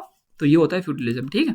तो इनके जब मैं बोलता हूँ कि ये इनके फ्यूडिटरीज थे, तो मतलब ये है कि ये इनको जमीन दिया करते थे और ये बदले में इनको मिलिट्री प्रोवाइड किया करते थे, मतलब ये इनके अंडर में थे, समझ गए। इकोनॉमी देख लो, तो कंट्रोल कर रहे थे fertile Deccan प्लेटू and trade routes, engage कर रहे थे फॉरेन ट्रेड विद अरब्स और पर्शियन से। फॉरेन ट्रेड भी इनका चल रहा था, फॉरेन के बंदे यहाँ पे आते थे और ये चाय पिलाते थे, ठीक है। नोन फ्रॉम मिलिट्री स्टैंड, ठीक है। Revenue from agriculture, land tax and trade. अब ये याद मत कर लेना चाय पिलाते थे, ठीक है। तो रेवेन्यू भाई एग्रीकल्चर से आ रहा था, लैंड टैक्स से आ रहा था, ट्रेड से आ रहा था। वास्कोटास वर पैटर्न ऑफ, ये सबको पैटर्नाइज करे थे भैया, सबको। भैया एक चीज नहीं दिख रही क्या, ब्राह्मणिज्म? हाँ, तो ब्राह्मणिज्म नहीं था। सेविज्म, वेस्टर्निज्म, जैनिज्म, बुद्धिज्म सबको पैटर्नाइज कर रहे थे, इनकरेज कर रहे थे कन्नड़ा और संस्कृत लिटरेचर को। अमोघ वर्ष ने कविराज मार्ग लिख दी 1 नंबर, अलियस कन्नड़ा एक क्लासिक बन गई। सीधा यहाँ से क्वेश्चन उठा के बनेगा, ठीक है, ये भी क्वेश्चन बन सकता है। हाँ, ये बढ़िया है। मेधा तिथि, मेध तिथि, ये राइटर तो उस समय के जो कि लिखते हैं धर्मशास्त्र, और जब ये धर्मशास्त्र लिखते हो तो धर्म की बात कर रहा हूं मैं, कि अगर कोई अनियति करेगा, भले ही वो राजा हो, भले ही वो चोर हो, उसको सजा मिलनी चाहिए। और उसके लिए अगर आपको हथियार भी उठाने पड़े तो उठा लीजिए मित्र। तो ये जो बात है ये अपने धर्मशास्त्र में लिखते हैं, ठीक है, कि अगर चाहे राजा हो चाहे चोर हो, तलवार उठाए खत्म कर दो, ठीक है। मतलब सीधी बात यह है कि अगर कुछ गलत होगा तो उसके लिए आपके हाथ उठने चाहिए, है ना। कि अगर कोई ऐसा नेता आपके ऊपर रूल कर रहा है जो बोल रहा है कि भैया सारा पैसा ब्लैक मनी है बाहर के देशों में, मैं घर पे ले आऊंगा और सबके बैंक में 15-15 लाख रुपए आएंगे, तो समझ जाओ फिर मैं किसी और की बात नहीं कर रहा हूँ, मैं अपनी बात कर रहा हूँ, ठीक है। ये वादा मैंने करा था एक टाइम पे, ठीक है। उनकी बात मत समझिए, जो आपके मन में आया मैं उनकी बात नहीं कर रहा हूँ, मेरी भाई हिम्मत नहीं है उनके बारे में बोलने की।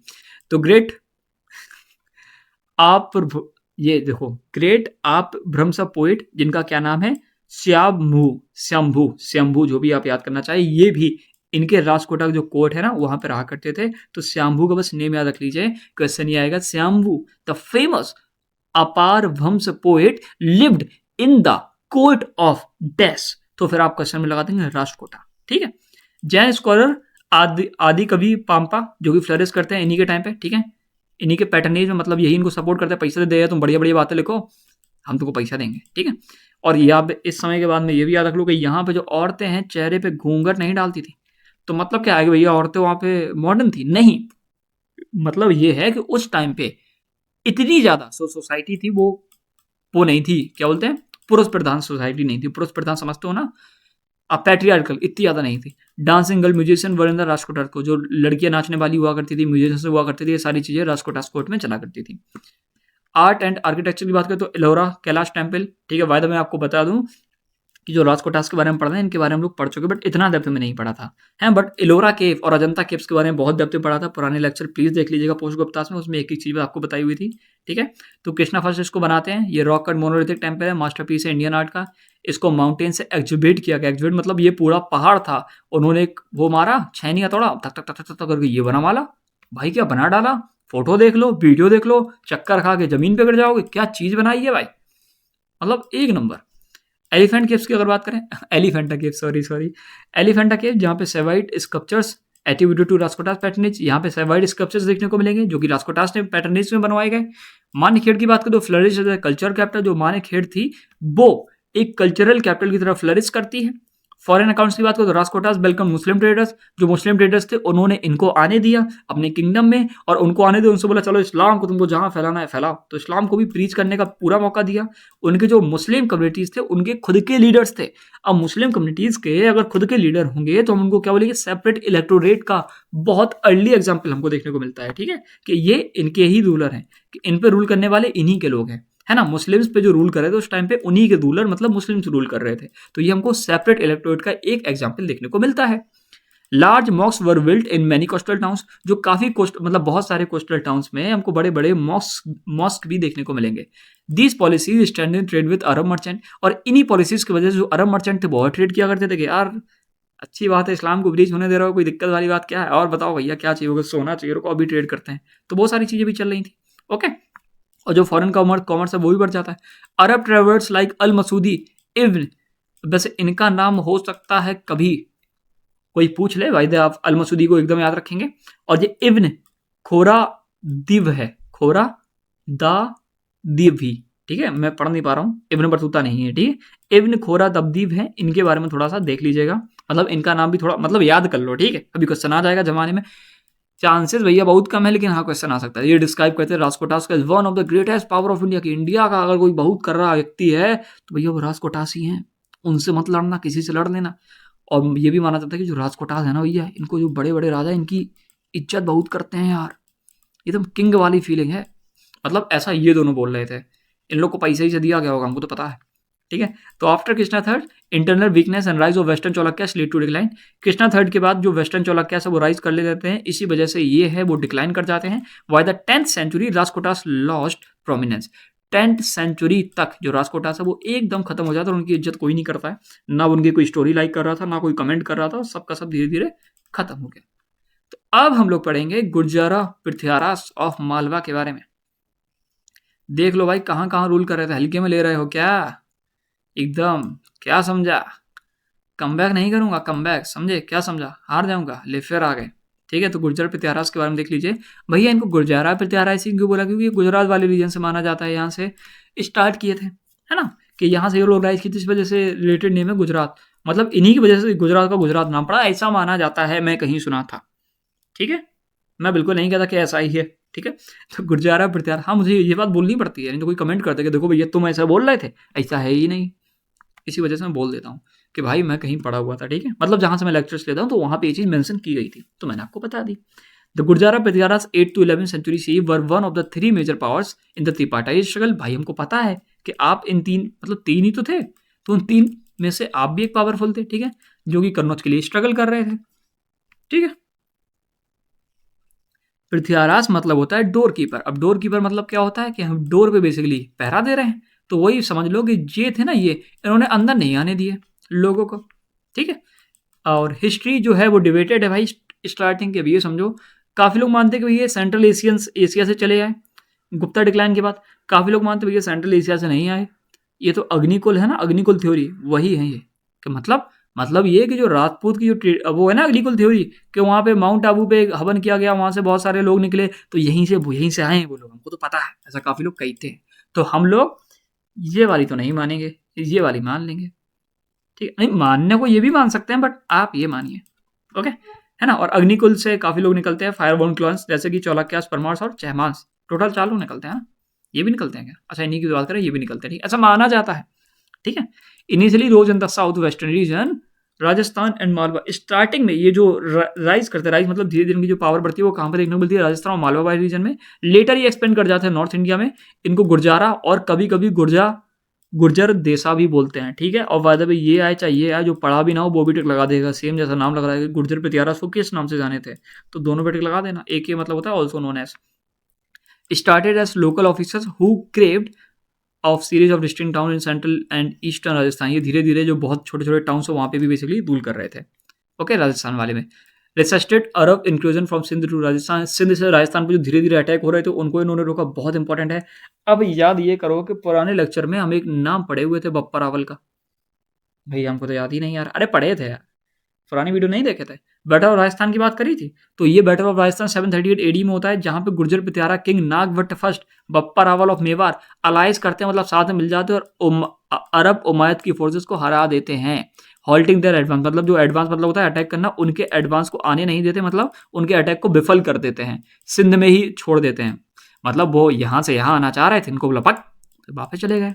ठीक है, मतलब ऐसा नहीं बोला भग, बहुत तोप, मतलब उस टाइम पे तो तोपें नहीं थी, बहुत चीज़ें अटैक करी हुई तब चले गए। The victory safe guarded India east of the Indus river from Arab invasion. ये साफ साफ इंडिया को बचाता है, समझ गए। It victory safe guarded India east of the Indus river from Arab expansion से इंडिया को बचा लेता है। ठीक है, इंडस रिवर को उसी साइड रहने देता है। ठीक है, ईस्ट ऑफ इंडस रिवर समझ रहे हो ना, ये इंडस रिवर है, इंडस रिवर का ये ईस्ट हो जाएगा ना। तो इस ईस्ट को बचा के रखा किन लोगों ने? इन लोगों ने। क्यों? क्योंकि उन्होंने सिंध में वापस लौटा दिया। तो समझो इंडस रिवर के इस तरफ ईस्ट में नहीं आने दिया। अब क्लियर हो गया? बस लाओ 500 रुपए। अब राइज ऑफ पावर की बात करें तो भैया नागभट्ट फर्स्ट फाउंडर थे, तो इनका टाइम पीरियड एकदम रट लो। भैया ये तो सिर्फ फाउंडर थे, इन्होंने तो कुछ करा ही नहीं। अरे भाई देखो करा ना, इन्होंने अरब इन्वेडर को नहीं आने दिया राजस्थान, अभी तो देखे थे यार। क्या यार छोटी मोटी बातें करते हो यार। तो नागभट्ट फर्स्ट के बारे में एकदम रट लो, टाइम पीरियड एकदम रट लो, ये बात एकदम रट लो, ये पूरा रट लो। ठीक है, पूरा रट लो पूरा। ठीक है, फेम मिला इनको, मतलब काफ़ी लाइक्स आ रहे होंगे उस टाइम पे, कमेंट्स भी आ रहे होंगे। अब वत्सराज के बारे में थोड़ा देखना तो पड़ेगा भैया, देखना तो पड़ेगा। इनको किसी ने हराया था, इनको किसी ने हराया था और इन्होंने भी किसी को हराया था। अब देखो पहली बात, ये फर्स्ट ग्रेट प्रत्यारा किंग बनते हैं। वत्सराज का टाइम पीरियड देखो भाई, मैं कहूँगा तो रट लेना थोड़ा सा, है ना, बहुत इंपॉर्टेंट। ये 20 साल का समय है, रट लो, क्या तकलीफ है। 780 से 800 है ना, ये थर्ड रूलर थे भैया। सेकंड का ये देखो 730 से 707, अब 60 से लेके सीधे हमने 80 से स्टार्ट कर दिया, मतलब 20 साल का कोई होगा, ज़्यादा इंपॉर्टेंट नहीं होगा, इस वजह से स्किप कर दिया। ठीक है, तो was the third ruler of Prithvira dynasty and grand nephew of Nagabhata the first. Nagabhata first के क्या थे, ग्रैंड नेफ्यू थे। He was first great Prithvira king, important नहीं है, मतलब वो तो मतलब पता ही है कि फर्स्ट ग्रेट पृथ्वीरा किंग थे, मतलब ये नहीं कि एकदम रट लो, याद रखना थोड़ा सा। ये एक्सपेंड पावर करते हैं, बिल्कुल नीड नहीं है। Played a major role in tripartite शक्ल, बिल्कुल नीड नहीं है, मतलब ये तो कॉमन चीजें हैं ना यार, है ना। ये याद करो कि भैया डिफीट करते धर्मपाल को और धर्मपाल से हार भी जाते हैं, क्या मतलब भैया, मतलब दूसरे एक बैटल में हरा देते होंगे, एक बैटल में हार जाते होंगे, आपको दोनों जगह मेंशन देखने को मिलेगा। काफी लोग बोलते हैं कि वत्सराज ने धर्मपाल को हराया, काफी लोग बोलते हैं कि धर्मपाल ने वत्सराज को हराया, पर ठीक से देखो तो बहुत सारे बैटल हुए, एक बैटल में इन्होंने हराया था, एक बैटल में इन्होंने हराया था, है ना, क्योंकि मुझे देखने को मिला तो मैंने फिर सर्च करा था, फिर मुझे देखने को मिला। ठीक है, और धर्मपाल कौन है, पाला किंग है। ठीक है, ठीक है। His rain mark the rise of imperial Prithviraj laying the foundation of their supremacy. तो क्वेश्चन में जो आ जाए उस पर आप टिक लगा देना, इन वत्सराज के बारे में एक थोड़ा सा टाइम पीरियड मन करे तो, और ये लाइन और ये डिफीटेड वाली लाइन, बस ये याद रखना है। ठीक है, बाकी ये सब तो कहानी कहानी है। नागवट सेकंड के बारे में टाइम पीरियड बहुत इंपॉर्टेंट, एक्सपेंडेड नहीं नहीं नहीं नहीं नहीं, बहुत इंपॉर्टेंट नहीं, थोड़ा इंपॉर्टेंट, हाँ लेकिन याद कर लेना। ठीक है, he expanded eastward defeated Palas and captured Kannauj, अच्छी बात है। इनका जो सन थे वो कौन थे, रामभद्र थे। क्या इनके बारे में याद करने की नीड है, बिल्कुल नहीं है, मैं गलती से लिख दिया हूँ, काट दीजिए, मतलब इनके बाद ही आते, इस वजह से मैं यहाँ पे मेंशन कर दिया था, लेकिन बहुत वीक रूलर थे, बिल्कुल नीड नहीं है, बट मतलब नीड ही नहीं है, बट क्या छोड़ो। डिफीटेड धर्मपाल, इन्होंने धर्मपाल को हराया, ये बात याद रखेंगे। अब भैया बताओ, हम इनके बारे में इसलिए याद कर रहे हैं क्योंकि इन्होंने एक महान रूलर धर्मपाल को हरा दिया था। मैं आपको क्या बताया था कि अगर कोई ग्रेट रूलर को हराएगा या उससे हारेगा तो बस हमें उसी के बारे में याद रखना है, तो ये भैया धर्मपाल को हरा देते हैं। ठीक है, जो कि पाल डायनेस्टी के किंग थे, पाल डायनेस्टी ऑफ बंगाल से थे, और ये हार जाते किससे, गोविंद थर्ड से, जो कि राष्ट्रकूटा किंग थे। ऊपर पढ़ के आए थे गोविंद गोविंद थर्ड के बारे में, है ना, तो ये वही है ये। ठीक है, मिहिर भोज फर्स्ट, बहुत इंपॉर्टेंट है, रट लो, जितनी भी चीजें हैं सब रट लो। एक तो टाइम पीरियड एकदम रट लो, रट लो, मतलब बहुत लंबा रूल है, ठीक से देखो तो कितना रूल हो गया, ये हो गया 30 से 40, 50, 60, 70, 80, 50, 49 साल का रूल, 49 49 साल ही तो हुए। अगर मेरी मैथ कमजोर हो तो फिर रहन दो, कमेंट में बता देना। बाय द वे इनका जो टाइम पीरियड है काफी बड़ा है। ठीक है, मिहिर भोज इनका नाम है। ठीक है, ओके। लेटर परमार किंग, जो परमार राजा भोज हैं वो इनका नेम ले लेते हैं। ठीक है, आपको पता है जैसे कोई अगर महान रूलर आता है तो उनका नेम काफी लोग फिर लेते रहते हैं, चंद्रगुप्त जी का, समुद्रगुप्त जी का, मतलब ऐसा नहीं, लेकिन हाँ चंद्रगुप्त आपको देखने को मिलेगा, है ना, तो ये बार बार नेम देखने को मिलते हैं। ऊपर आपने देखा था कि अभी देखो नागभट्टे देखने को मिला था, ऊपर भी किसी ने नेम लिया था। अगर सेकंड लिखा रहता तो याद रखा करो कि इनसे पहले कोई फर्स्ट आया था। ठीक है, ये मत समझना कि इन्होंने उन्होंने बोला कि आज से हम नागभट्ट सेकंड, नहीं, इन्होंने बोला हम नागभट्ट है। अब वो हिस्ट्री हमें पढ़ी तो हमें लगा अरे यार ये तो दूसरे नंबर पर है, इसका नाम नागभट्ट सेकंड रख दो। ये छोड़ो, बाहुबली मूवी देखी है, अमरेंद्र महेंद्र एक जैसे नाम क्यों रखे गए, दिखाने के लिए कि हम उन्हीं के लड़के हैं, हल्के में ले रहे हो, है ना, उस टाइम पे डीएनए तो चलता नहीं था। ठीक है, मिहिर भोज, ठीक है, लेटर प्रमाण किंग, सेम नेम ले लेते, ग्रेटेस्ट रूलर। ठीक है, याद रखेंगे, याद रखेंगे मतलब रट लेना इस चीज को कि who was considered the greatest ruler of, क्या पढ़ना है, गुर्जर पृथ्वीराज डायनेस्टी। तो आप बता दो भैया मिहिर भोज फर्स्ट, ये और नाचने लगना। ठीक है, यही आंसर हो जाएगा। ये कंसोलिडेट करते हैं एम्पायर को, गुजरात टू बंगाल, बंगाल और गुजरात तक पूरा फैला देते हैं, पैटर्न करते हैं आर्ट और कल्चर को। टाइटल क्या लेते हैं, आदिवरा। आदिवरा टाइटल क्यों लेते हैं, क्योंकि ये आदिवरा इनकारनेशन ऑफ विष्णु जी का है, वरा अवतार है ना विष्णु जी का, जिसमें विष्णु जी बेसिकली पृथ्वी को उठा लेते हैं अपने जंगली पिग वाले अवतार में, मतलब जो जंगली सुअर होता है उस अवतार में विष्णु जी पृथ्वी को बचा के लाते एक राक्षस से जिसने कहीं पे समुद्र में पृथ्वी को डाल दिया था। तो बस वही ये ले लेते हैं बस। ठीक है, वही ये टाइटल लेते हैं। क्यों, क्योंकि इन्होंने इसी टाइप के क्वाइंस को भी क्या करा है, मिंट करा है। मिंट मतलब वही होता है, बनाए हैं। तो इन क्वाइंस पे भी आपको वराह अवतार का जो डिपिक्शन है वो देखने को मिलेगा। भाई इन क्वाइंस की फोटो मैंने लगाई हुई थी, बट शायद मतलब डाउनलोड की थी, शायद मैं लगाना भूल गया। ठीक है, कोई दिक्कत नहीं है, सर्च कर लेना। 836 एडी की बात करो तो भैया कैप्चर कर लेते हैं कनौज को, remain under them for almost a century. अब याद रखिए, रखो कि मिहिर भोज ने जब यहाँ पे 836 में कैप्चर करा कन्नौज को, तो ये कन्नौज अब लगभग 100 सालों तक इन्हीं कंट्रोल में रहेगा। भैया ये तो बहुत बड़ा काम है, तभी तो हमने बोला कि ये ग्रेटेस्ट रूलर हैं, समझ गए ना, यही तो बात है। और फिर उन्होंने बोला कि अरे यार ये तो ठीक है, अब मैं जाऊंगा ईस्ट की तरफ। अब ईस्ट की तरफ जाएंगे, देवपाल बोलेंगे अच्छा जी स्वागत करें आपका, तो देवपाल जी इनको हरा देते हैं, कहते हैं अरे यार दिमाग खराब हो गया, अब हम लोग जाएंगे साउथ की तरफ, तो भैया फिर ये कहाँ जाते हैं, फिर ये साउथ की तरफ जाते हैं, बैटल करते हैं। अब bank of Narmada Bhoja retain control over parts of Malwa, Malwa Gujarat तक बेसिकली रूल करते हैं, उसके बाद ये साउथ में नहीं जाते हैं। तो अब इनको पता चलता है, कॉल करके था, ए भैया देवपाल से हारे थे पिछली बार, कि हाँ यार भैया हारे तो थे, खत्म हो गया है, आ जाओ। खत्म हो गया मतलब, अबे वो खत्म हो गया है, अरे वही तो ताकतवर था, तो चलो यार रूल करते हैं। तो जैसे इनको पता चलता है कि देवपाल खत्म हो गया, दोबारा आते हैं और खत्म कर देते हैं। तो उसके बाद ये कन्कर कर लेते हैं काफी सारी टेरिटरीज ऑफ पाला किंगडम, जो पाला किंगडम के देवपाल थे। जैसे इनको पता चला कि भैया ये तो खत्म हो गया, बोले रुको रुको, आता है अपुन, और ये वापस आता है और ये पाला किंगडम के भी कुछ टेरिटरीज को क्या कर लेते हैं, कैप्चर कर लेते हैं। और ये तो हमने बता ही दिया। अरब ट्रेवलर सुलेमान भैया ये नेम ऊपर भी तो पड़े थे, हाँ। तो ये इनको डिस्क्राइब करता है मेहर बोझ को कि भैया ये पृथ्वीराज रूलर, तो ये तो एनिमी एनिमी ऑफ इस्लाम थे, कि भैया इस्लाम से बहुत चिढ़ते थे, इस्लाम इस्लाम इनके टाइम में नहीं चलने वाला था, समझ जाओ भैया, बहुत कर रहे आदमी थे। Due to military stand Hindu revivalism, क्योंकि ये हिंदूज पे ज़्यादा फोकस कर रहे थे, मिलिट्री स्टैंड की बहुत अच्छी थी, और बेसिकली इस्लाम को आने नहीं दे रहे थे। आपने ये भी देखा कि यहाँ से इस्लामिक इन्वेजन नहीं होने दे रहे थे, तो ये समझो इसी वजह से इनको एनिमी ऑफ इस्लाम कहा गया। Ranked him in the amongst the 4 greatest king of the world, कि उन्होंने बोला कि हमारी नज़र में तो ये दुनिया के 4 महान राजाओं में से एक है यार, बाकी 3 कौन है बिल्कुल जानने की नीड नहीं है, ठीक है। इनमें से एक मेरा नाम हो सकता है, हो सकता है भाई, है नहीं वैसे। इम्पोर्टेड, हाँ इम्पोर्ट नहीं इम्पोर्ट, ये हॉर्सेस को इम्पोर्ट करते थे अरेबिया और सेंट्रल एशिया से, ये पॉइंट थोड़ा सा देख लेना है ना, आ सकता है। और बाकी मतलब रट तो सारा लेना, ये रट सारा लेना भैया, इनके बारे में इतना ही था नहीं। गवालियर परिस्थिति देखो इंस्क्रिप्शन, मिहिर भोज फर्स्ट की, इनके बारे में क्या लिखते हैं ये लिखते हैं इनकी जीनियोलॉजी। भैया ये जीनियोलॉजी क्या होता है, कि ये किनके लड़के थे, उनके पिताजी कौन थे, उनके दादाजी कौन थे, उनके दादाजी कौन थे, अरे ये तो भगवान के आए थे। तो मतलब ऐसा ही करते हैं मोस्टली, आपको ये देखने को मिलेगा कि भगवान का अवतार बता दिया जाता है। इनके बारे में नहीं कह रहा हूँ मैं कि ऐसा था, मोस्टली लोग खुद को डिवाइन दिखाने के लिए बता दें कि देखो हम तो इनके महान राजा के पुत्र हैं, महान राजा के लड़के के लड़के के लड़के के लड़के हैं, ऐसी चीजें है ना, ठीक है। और मेरोज फर्स्ट, ठीक है। तो मतलब यहाँ की जीनोलॉजी भी देखने को मिलती है, और अचीवमेंट कितने बड़े बड़े किसको हराया, किससे हारे, वो सारे मतलब हारे नहीं, किस किसको हराया, मतलब हारे भी होंगे तो वो बताएंगे थोड़ी। अब इंस्टा पे कौन पोस्ट करेगा कि भैया देखो हमारी मम्मी ने हमें 4 थप्पड़ मारे, बिल्कुल नहीं करोगे, वही चीज़ है। तो इनके अच्छे अच्छे अचीवमेंट्स हैं, उनके बारे में यहाँ पे देखने को मिलता है कि हाँ गवालियर परिस्थिति थी, ठीक है। मेंशन करते हैं डिवोशन टू विष्णु जी, कि विष्णु जी को भाई ये बहुत मानते थे, और इंपीरियल टाइटल्स जो इन्होंने लिए। Emphasize his military success and expression to Prithvihara power, ये मिलिट्री सक्सेस इनकी बहुत अच्छी थी, ठीक है। और इन्होंने एक्सपेंड किया पृथ्वीहारा पावर में, वो भी बताया गया है। ऑथर्ड बाय वालिद, भैया ये ऑथर क्या, किसने क्या ऑथर किया, वालिद जी ने ये ऑथर करी, ठीक है, डरो नहीं एकदम। It glorifies Bhoja as one of the stand, ठीक है। तो ये जो भोज जी का जो समय है, इसको बताने के भैया बहुत ताकत और प्रॉस्पेरिटी का समय था, कि इस टाइम पे तो भैया ये समझो सोना बरसता था, धन लक्ष्मी वर्षा यंत्र होता था, नाप तो भूल जाओ, धन लक्ष्मी वर्षा यंत्र होता था इस टाइम पे, बहुत पैसा गिरता था। तो डिफीट करते हैं देवपाल पालर उगल को, ठीक है।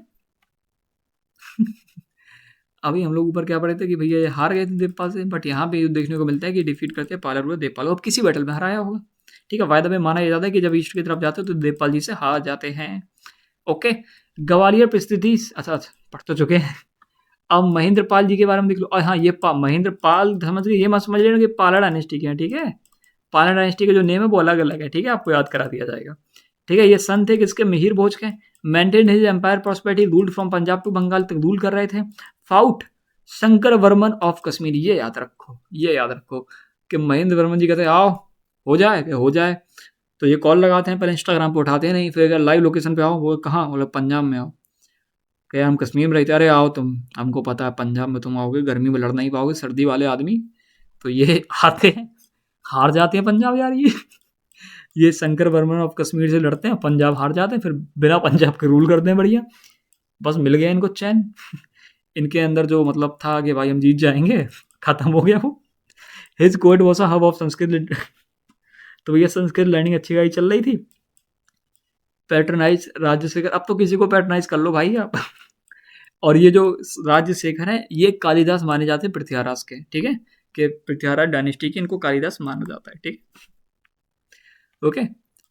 पता नहीं क्या है लगा होगा इनको कि चलो यार इन लोगों से तो जीत नहीं पा रहा, चलो भाई कश्मीर की तरफ बढ़ते हैं। तभी मैंने बोला कि कश्मीर ताकतवर हो गया था, बोला था ना, इसी वजह से स्टार्टिंग में बताया था ना कि कश्मीर के टाइम पे पावरफुल हो जाएगा, इनकी वजह से हो जाएगा, इनकी वजह से, समझ गए, हाँ, ठीक है। तो ये वर्ष, अब भाई सीधी बात ये है कि यार तुम पढ़े लिखे लोग मिल जाते हैं अगर हिस्ट्री में तो बहुत दिक्कत हो जाती है। ये बहुत सारी चीज़ें लिख के चले जाते हैं, इनको हम लोग को याद रखना पड़ता है। अब इन्होंने क्या लिखी, इन्होंने लिखी करूपा मंजरी, जो कि प्राकृतिक प्ले है। और हाँ, सारे नाम रटने रटने नहीं है, रटने ही है सही बताएं तो। वैसे इतना कुछ पूछेंगे नहीं, जैसे दो तो आपको याद हो जाएगा, बाल रामायण बाल महाभारत, ये दो तो नेम आपको याद होगा। देखो मैं काट जा रहा हूँ, काटता ये जा रहा हूँ कि मतलब हाँ अब आपको याद हो गए।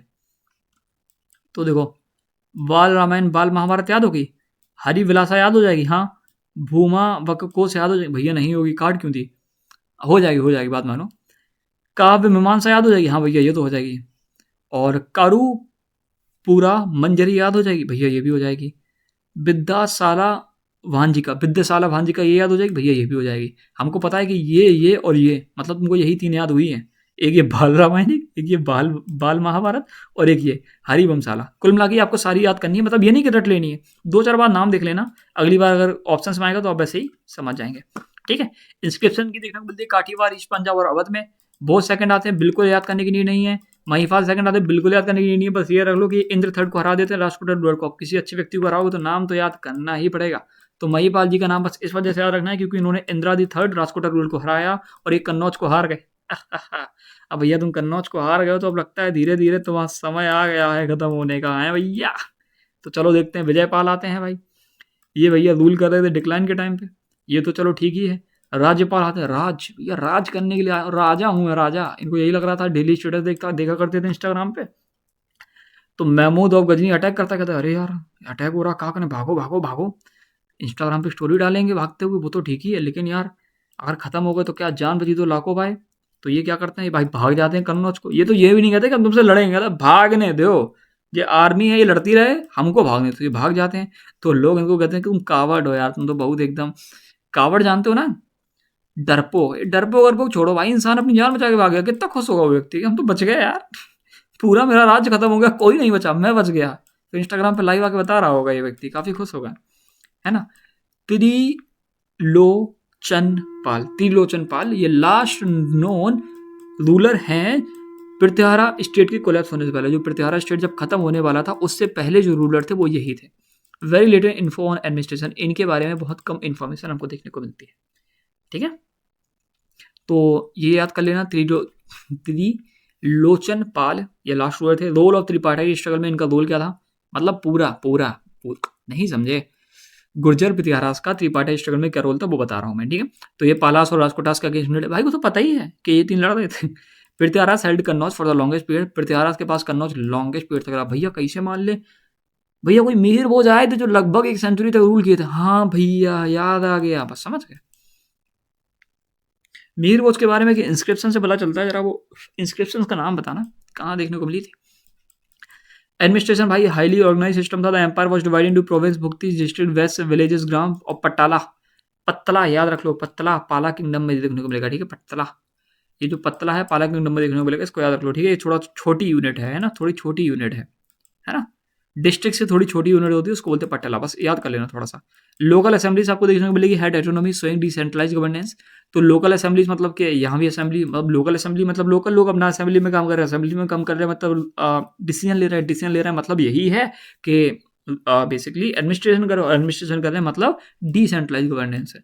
और अगर मैं यही बोल देता कि लोकल असेंबली मतलब डिसेंट्रलाइज गवर्नेंस, तब भी शायद समझ जाते हैं ना, मतलब उनके पास ऑटोनॉमी थी, खुद के डिसीजन, तो डिसेंट्रलाइज। स्ट्रॉन्ग मिलिट्री डिटेशन, चलो ठीक है। अब वो फेंकने वाली बात यहाँ लिखी होगी कहीं ना कहीं, तो कभी बताते हैं। Strong areas for administrate directly, और हाँ जो बड़े बड़े एरियाज थे अच्छे अच्छे, तो वहाँ पे सीधा डायरेक्ट हमारा था कि भैया यहाँ तो हम ही देखेंगे। बोलते हैं ना कि भैया किंडर जॉय बट रहा और चॉकलेट बट रही, 5 रुपये बांट, तो कहेंगे किंडर जॉय भैया हम खुद बांटेंगे, 5 भाई चॉकलेट आप बांट दो। तो जो किंडर जॉय बांटने वाला काम था वो उन्होंने करा, मतलब जो अच्छी अच्छी जगह थी वहाँ पे खुद सीधा रूल करते, तो बाकी अरे तुम देख लेना यार, तुम देख लेना बहुत सारा काम, ठीक है, कि मटर पनीर हमको दे दो, बाकी सारा तुम देख लेना। अब बसल चीफ बेसिकली यही होते हैं कि भैया जो हम डिसीजन ले सकते हैं, जो भी मन करेगा वो कर लेंगे, बट ट्रिब्यूट हमको देना पड़ेगा। और जब इन्होंने बोला महाराज जी ने क्या थोड़ा पैसा भेजो, तो पैसा हमको देना पड़ेगा, ये चीज होती थी। तो विलेज हेडमैन और विलेज अकाउंटेंट ये भी हेरिडिटरी पोस्ट बन जाती है। इससे पहले तक हमको इतना कुछ देखने को नहीं मिला, बट यहाँ पे हेरिडिटरी पोस्ट बन जाती है। ठीक है, गिवन रेंट फ्री लैंड, और इनको भैया रेंट फ्री लैंड दे दी जाती है कि भैया समझ गए कि तुम पे ये जो जमीन दी है तुमसे इस पे रेंट नहीं लेंगे, तुमसे इस पे कर नहीं वसूलेंगे। ठीक है, ग्रोथ ऑफ स्मॉल चिफ्टेंस सामंत और भोजापति, जो भोजापति और सामंत से इनका बेसिकली क्या होता है, थोड़ा सा राइज देखने को मिलता है। भैया स्मॉल, ये चीफ्टेंस क्या होते हैं, छोटे छोटे, वही समझ लो यार, 2-4 लोगों के ग्रुप। बताओ, 1 घंटे की वीडियो होने वाली है। इकोनॉमी की बात करें, कंट्रोल कर रहे थे फर्टाइल गंगा यमुना द्वाब वाले रीजन को, वेस्टर्न ट्रेड रूट्स को, ठीक है। नोर, हाँ याद ये रखो कि भैया यहाँ तक हमको कोई भी वॉर कैरियर, मतलब किसी भी रथ का जिक्र देखने को नहीं मिला। Rajkota had large number of forts, इनके बहुत बड़े बड़े फोर्ट्स किले थे। Palas and Rajkota had their own navies, इनके पास खुद की नेवीज थी। पालास और राजकोटास के पास, इनके पास नहीं थी, इस वजह से यहाँ पे लिख दी कि इनको थोड़ी चिड़ मचे, ठीक है। The regular troops were often hereditary, जितनी भी रेगुलर ट्रूप्स हुआ करती थी वो हेरिडेटरी हुआ करती थी, कि यार तुम्हारे पिताजी यार बहुत अच्छा लड़ते थे, आओ तुम भी लड़ो, ठीक है। Absence of gold and silver coin, भैया गोल्ड और सिल्वर कॉइन इनके यहाँ पे देखने को नहीं मिला। क्यों? क्योंकि यहाँ पे वेस्टर्न रोमन एम्पायर है वो कोलैप्स कर चुका था, उसकी इकोनॉमी मतलब वो पूरा कोलैप्स हो गया था। 476 बस टाइम पीरियड बिल्कुल नीड नहीं है, ठीक है। बस ये समझ लो कि वेस्टर्न रोमन एम्पायर कोलैप्स कर गया था, उसकी वजह से क्या आ गया था, वेजेंटीन एम्पायर आ चुका था, जिसको ईस्टर्न रोमन एम्पायर भी बोलते हैं। बस ये याद रख लो कि ये कोलैप्स कर गया था, इस वजह से हमको गोल्ड और सिल्वर कॉइन। भैया एक बात बताओ, ये वहां पे कोलैप्स करा, हमको यहाँ से क्या? क्योंकि हमारे गोल्ड कॉइन भैया यहीं से आते थे। नहीं पढ़े थे क्या गुप्तास में? कहाँ पढ़े लिखे हो तुम? कल्चर और रीजन्स की अगर बात करो तो पैटर्नाइज भैया सभी को पैटर्नाइज करते थे। फ्लरिश कर रहे थे संस्कृत और रीजनल लैंग्वेज। ऊपर जो क्या पढ़े थे, संस्कृत और कन्नड़ा, ठीक है। Made many good temples, Kannauj में काफी अच्छे टेम्पल बनाते हैं। संस्कृत पोएट ड्रामिस्टिक राजशेखर इनके कोर्ट में रहते हैं, महिपाल जी के कोर्ट में रहते हैं, जो कि ग्रैंडसन है भोज जी के, ठीक है। Indian scholars and embassies were sent to Baghdad. अब सुनो मेरी बात, इंपॉर्टेंट ये है कि इंडियन स्कॉलर्स को और एम्बेसीज को बगदाद में भेजा गया कि वहाँ पे मैथमेटिक्स में बेसिकली डेसिमल सिस्टम, जीरो, ये सारी चीज़ों को स्प्रेड कर पाएँ, साइंस को स्प्रेड कर पाएँ। कहाँ पे? अरब वर्ल्ड में। बाद में जाके ये जो चीज़ है यूरोप में जाएगी, और बाद में जाके मूरिस, मतलब यूरोप में जाएगी, मूरिस स्पेन के थ्रू, है ना, बाद में जाके यूरोप तक ट्रांसफर होती है। तो बेसिकली ये जो मैथ वाला काम है हम लोगों ने अरब वर्ल्ड को दिया, और अरब वर्ल्ड से बाद में ये कहाँ पे गया? यूरोप में गया, ओके। तो नोन फॉर टेम्पल आर्किटेक्चर, भैया इनको थोड़ा टेम्पल आर्किटेक्चर के बारे में भी मतलब माना जाता है। इन्होंने टेम्पल आर्किटेक्चर अच्छे बनाए होंगे, भैया दिखा दो। तो उन्होंने बनाया तेली का मंदिर, ठीक है, ग्वालियर में। आइकॉनिक प्रतिहारा टेम्पल है, ये देखो 1 नंबर टेम्पल। मैं यहाँ पे बिल्कुल घूमने नहीं गया था, मेरे एक सर थे, सोशल के सर थे, कुछ भी होता था कहते थे यहाँ घूम आए, यहाँ घूम आए, दिमाग खराब हो गया हमारा। कुछ भी पढ़ाते थे कहते हमें, मैं यहाँ घूम चुका हूँ, मैं यहाँ घूम चुका हूँ, बुद्धि हट जाती थी भाई मेरी। मैं क्लास 6 में था तब। तो कुछ भी होता था कहते थे यहाँ पे लड़ाई हुई थी, मैं यहाँ पे घूम आया हूँ। अरे यार, तो हमको काहे बता रहे हो? सीधी बात ये है। तो मतलब वो कुछ भी होता था घूम आते थे। उन्होंने कभी हमें रसिया और यूक्रेन के वॉर के बारे में नहीं बताया, वरना बताते कि भैया यूक्रेन में घूम आया हूँ। वो तो मतलब अभी कभी हुआ, क्लास 6 की बात तो बहुत पुरानी हो गई।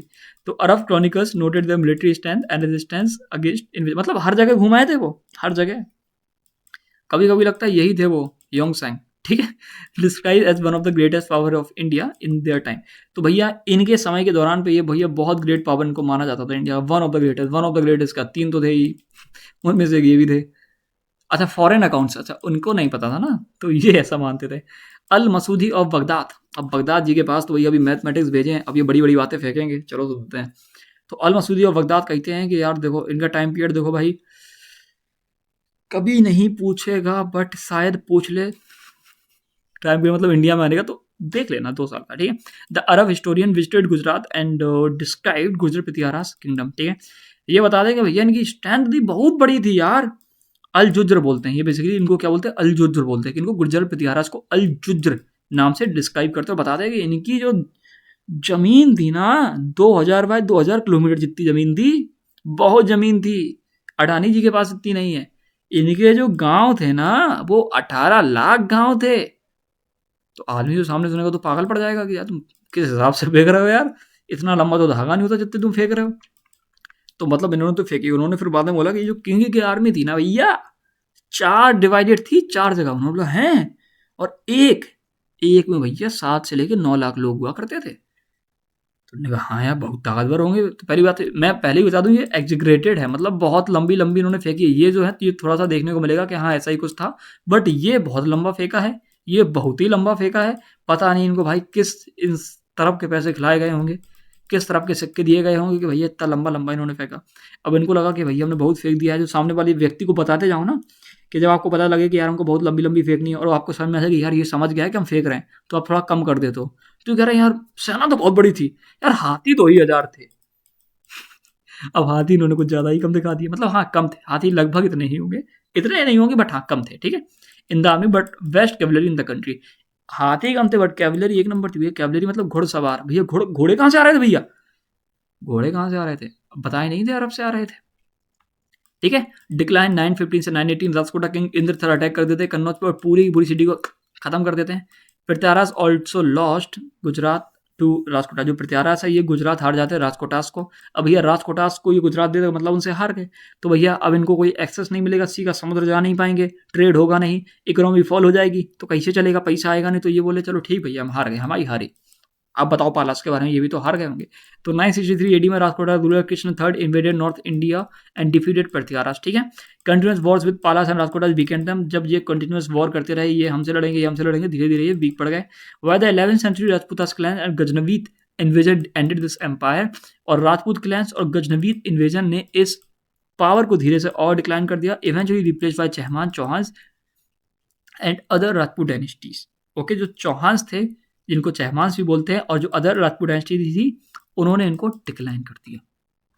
ये गुर्जारा प्रतिहारास ही है ना, तो इनसे हमको बहुत सारे राजपूत डायनेस्टीज निकलती हुई देखने को मिलेंगी, वही है ना ये। हाँ, ऊपर राजकोटास के बारे में पढ़ा था, ये गुर्जर प्रतिहारास, और अब हम लोग पढ़ेंगे पालास और बंगाल के बारे में।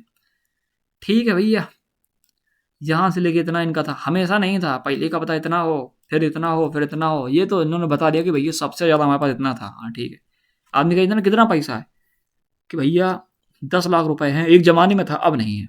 आदमी भाई यही कहता कि हमारे दादा के दादा के दादा के पास बहुत पैसा था, पर हमारे दादा के दादा पागल थे, तो उन्होंने 1 रुपए के हिसाब से सारी ज़मीन बेची थी। पता नहीं सबके दादा ने ज़मीन बेची तो बेची, बट बेची किनको, ये समझ ही नहीं आता है भाई। द पालास मतलब होंगे यार, होंगे, मैं बिल्कुल नहीं कह रहा हूँ आपके दादाजी के पास बहुत पैसा होगा, पर ज़मीन क्यों बेच दिया इस बात को बताओ मुझे। तो पालास का टाइम पीरियड ये देख लेना, were one of the 3 major dynasty, फिर वही बात, उन 3 में से एक मेजर थे, 3 ही तो थे यार। They were remembered as a political power, Buddhist patronage and culture achievements, ठीक है। After the death of Sasanka, अब भैया यार तो कुछ जाना पहचाना लग रहा व्यक्ति, भैया ये वही है क्या जो बोधिद्री कटवाएगा, हाँ ये वही है ठीक है भैया, ये गौड़ा या फिर गौर किंग माना जाता है, मतलब गौड़ा या गौर किंग कुछ भी कह लो, तो ये उन्हीं का राजा था। इन 637 सी, इनकी डेथ के बाद यहाँ पे थोड़ी कन्फ्यूजन रहती है, क्योंकि पहले तो यही रूल कर रहे थे इस जगह से। अब ये इसको जो लोग कहते हैं यार, कहते हैं यार ऐसे तो हम लोग को रोज पीटेंगे यार, 2 डायनेस्टी वहाँ पे हैं, कुछ ना कुछ करो यार। तो कहते हैं ऐसा करते हैं कि यार एक लड़का देखो, ये गोपाल बढ़िया आदमी, इसको बैठाल दो। काहे बैठाल दो, बढ़िया पावर है, थोड़ा ताकत है इसका, मतलब थोड़ा पावर है इसके अंदर, ये देख रहेगा अपन को और यही लड़ेगा, ये जब बोलेगा अपन अटैक कर देंगे, ये जब बोलेगा अपन शांत हो जाएंगे, ताकत भी तो है इसके अंदर। उन्होंने कहा ठीक है, तो आज से गोपाला हमारा राजा हो गया। तो भैया गोपाला फाउंड करते हैं, इनको बेसिकली लोकल चीफ से वहाँ के इलेक्ट करते हैं, ताकि एनआरकी को एंड करवाए बंगाल पे, की जो मतलब जो कन्फ्यूजन का है कि कौन करेगा कौन आएगा, तो वो इनके द्वारा एंड कर दिया जाता है। पाला का मतलब होता है प्रोटेक्टर के, भैया हम तो प्रोटेक्ट करेंगे, ठीक है। All ruler had names ending with पाला, और इनमें जितने भी रूलर्स हैं सबका नेम पाला में ऐड होता है, एंड होता है। They ruled from nearly for 4 century, लगभग 400 साल तक रूल करते हैं, ठीक है। ओके, ये कंट्रोल कर रहे थे बंगाल, बिहार, पार्ट्स ऑफ असम, उड़ीसा, उत्तर प्रदेश, ये देख लेना। जब ये एक्सटेंड पे थे तो इतना सारा कर रहे थे, और इनके पीक के टाइम पे नेपाल और साउथ ईस्ट इंडिया के भी कुछ, साउथ ईस्ट एशिया के कुछ पार्ट को भी क्या कर रहे थे, जुड़े हुए थे, किससे, ट्रेड और कल्चरल कंटेक्ट से। प्रोमिनेंट रूलर गोपाला, धर्मपाल, चलो देख लेते हैं। गोपाला थे, फाउंडर थे, बहुत इंपॉर्टेंट है। इंपॉर्टेंट मतलब ये याद रखो, ये टाइम पीरियड देख लेना, नाम देख लेना, फाउंडर देख लेना, ठीक। इलेक्टेड बाय लोकल चीफ, ठीक है।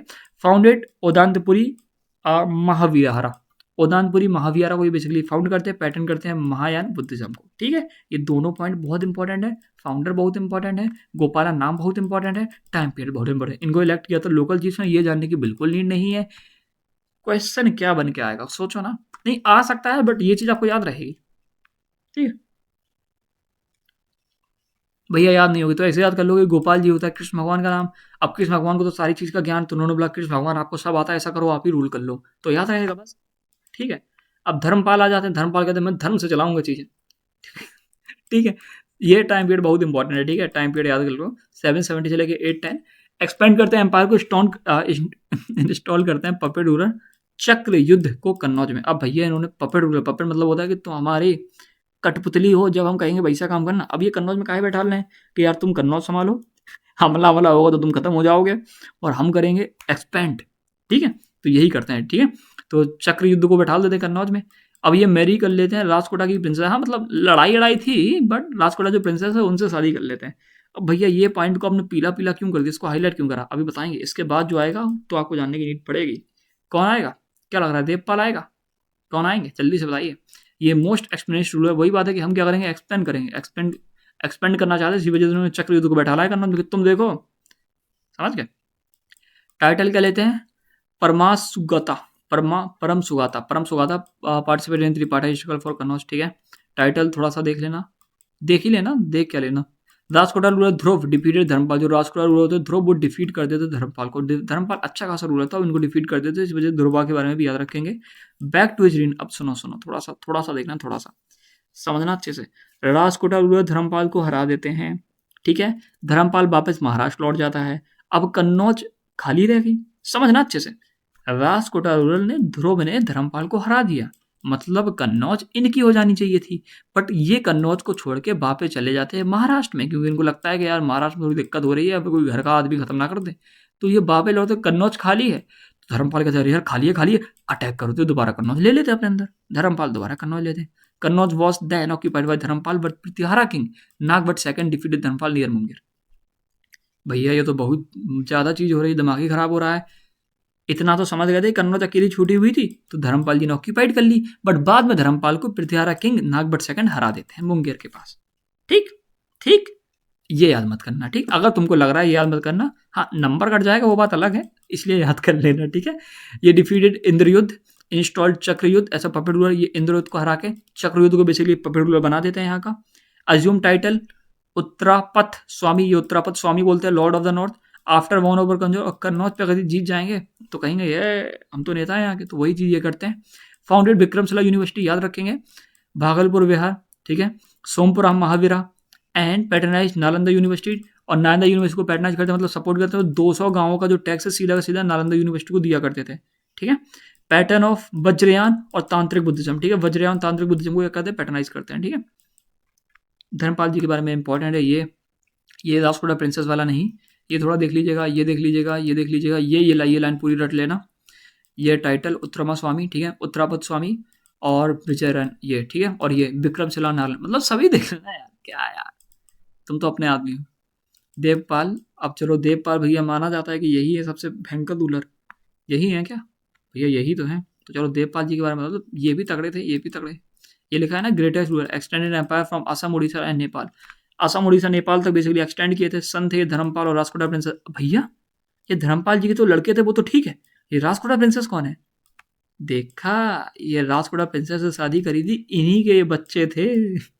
समझ गए कि इन्हीं के ये बच्चे थे, इस वजह से मैंने चीज को यहाँ पे बताया है। तो अब ये व्यक्ति अपने मामा से लड़ेगा, समझ पा रहे हो रिश्ता? नहीं समझ पा रहे हो।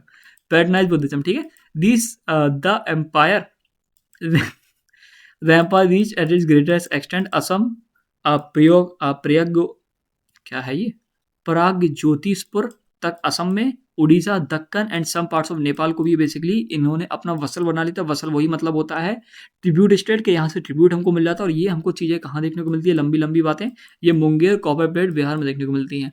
अब कोई बड़ी बड़ी बातें लिख देता है तो भाई मैं क्यों कहता हूँ कि देखने को मिलेगा, क्यों? क्योंकि ये चीज़ कहीं पर मैंसन होगा। अब कोई जैसे मान लो किसी ने बोला कि एक राजा हुए, वो पूरे इंडिया को तो रूल करते ही थे और साथ में अमेरिका को भी रूल कर रहे थे। वो कहा तुम तो बहुत हिसाब से फेंक रहे हो यार, कहाँ लिखा है ये? तो कहीं ये लिखा है, तो मतलब वही चीज़ होती है, कहीं ना कहीं लिखा होगा, ठीक है। मतलब वैसा होगा नहीं जो मैंने अभी एग्जाम्पल दिया, ठीक है। Sense Buddhist mission to Sri Lanka, Burma and जावा, तो इस जगह पे बेसिकली बुद्धिस्ट मिशन को भेजते हैं। Pattern of Nalanda Vikramshila, Nalanda university of Vikramshila को ये भी पैटर्नाइज करते हैं, ठीक है। Granted 5 land for a monastery at Nalanda, Nalanda के लिए 5 गांव की जमीन को बेसिकली दान कर देते हैं। बाल पुत्र देव जो कि श्री विजय किंग थे, इनको, ठीक है। फेमस मॉन्क की बात करूँ, दीपांकर अतिष्ठ जो कि तिब्बत से आए थे, और ये कौन थे, धर्म स्वामी, ठीक है, ठीक है, धर्म स्वामी, ओके।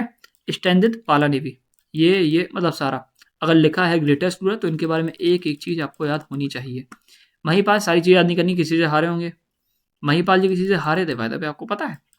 तो रिस्टोर्ड पाला power after decline, rebuild temples बिल्कुल नीड नहीं है, रिवाइव पाला पावर बिल्कुल नहीं है, रिकवर्ड बंग, हाँ ये थोड़ा देख लेना, नहीं नीड है, नहीं नीड है, ठीक है। मेंशन इन कालाहंगा राज तरंगिनी, काला हना जी की राज तरंगिनी में इनका मेंशन है, ये याद कर लेना। और ये किसी से हारे थे, वो जरा थोड़ा याद कर लेना। टाइम पीरियड बिल्कुल नीड नहीं है। टाइम पीरियड बिल्कुल नीड नहीं है, लास्ट है ना, थोड़ा टाइम पीरियड देख लेना, ठीक है, थोड़ा टाइम पीरियड देख लेना। लास्ट स्ट्रॉक रूलर है, रिवाइव करते हैं एम्पायर को थोड़ा।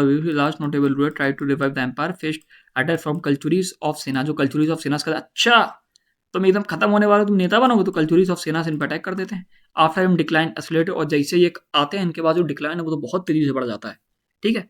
रामपाल जी के बाद बीक रूलर आते हैं, न्यायपाल आते हैं, विग्रहपाल थर्ड आते हैं, महीपाल सेकंड आते हैं, रामपाल आते हैं eventually weekend by the Sen dynasty and invasion. जो सेन डायनेस्टी उनके इन्वेजन है जो विजय सेन करते हैं उनकी वजह से खत्म हो जाते हैं, ठीक है। एडमिनिस्ट्रेशन देखो ये थोड़ा सा अलग है, मंडल्स जिनको क्या बोलते हैं, ग्रुप ऑफ विलेजेस याद रखेंगे।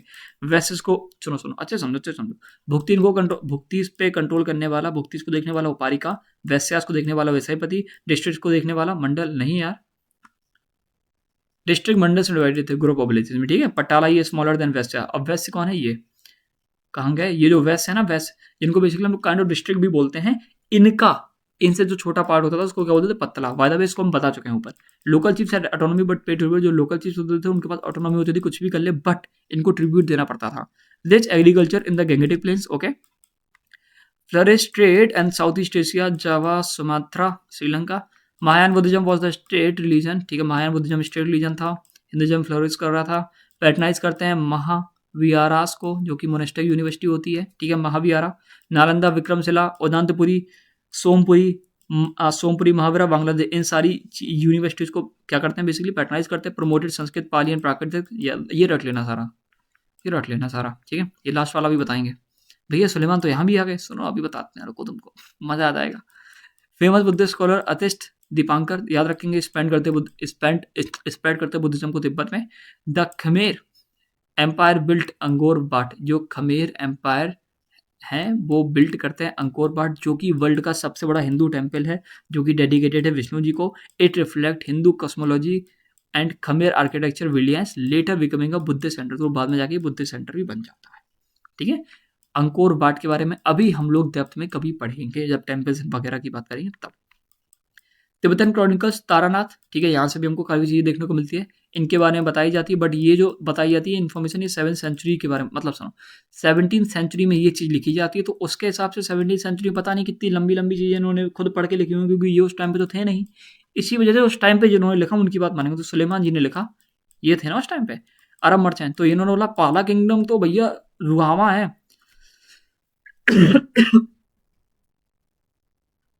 इन्होंने पाला किंगडम को रुहामा बोला, बेसिकली माना जाता है कि धर्मपाल को बेसिकली बताना चाह रहे हो, धर्मपाल की बात कर रहे होंगे। Pala ruler had more troops than Rajkotas and Prithviraj, Pala ruler के पास ज्यादा ट्रूप्स थे राजकोटास और पृथ्वीराज से। भाई ये बात ठीक है, क्योंकि इस टाइम पे यहाँ पे हमको हाथी भी बहुत सारे देखने को मिलते हैं, ठीक है। पाला किंग है मैनी थाउजेंड एलिफेंट्स, मतलब 50,000 हाथी थे। अब होंगे अगर कही रहे हैं तो मतलब हाथी बहुत सारे थे, ये याद रखोगे, ठीक है। अब ज्यादा हो रहा है भाई, बोलना है 10,000 से 15,000 आदमी सिर्फ कपड़े धोने के लिए लगाए हुए थे। मैं नहीं बोल रहा हूँ, ये भैया लिख के गए हैं, ठीक है। अभी ये लिखा है तो लिखा है, लेकिन हाँ ये बहुत ज़्यादा एग्जैजरेटेड है, ठीक है, बहुत लंबी फेंकी हुई है। मतलब हो भाई हो, देखो मैं बिल्कुल नहीं कह रहा हूँ, मैं उस टाइम पे था नहीं, अगर ये कह रहे हैं तो हो सकता है होगा भाई, बाकी आप भी समझदार हो थोड़े से। आर्ट एंड आर्किटेक्चर की बात करो तो पाला स्कूल ऑफ आर्ट देखने को मिलेगा, ज़्यादा इंपॉर्टेंट तो नहीं है बट देख लो, ठीक है। Black stone scriptures of Buddha and Bodhisattva से फायदा, मैं सोच रहा था फोटोज लगा दूं बट फिर मैं भूल गया, बड़ी गंदी याद है मेरी।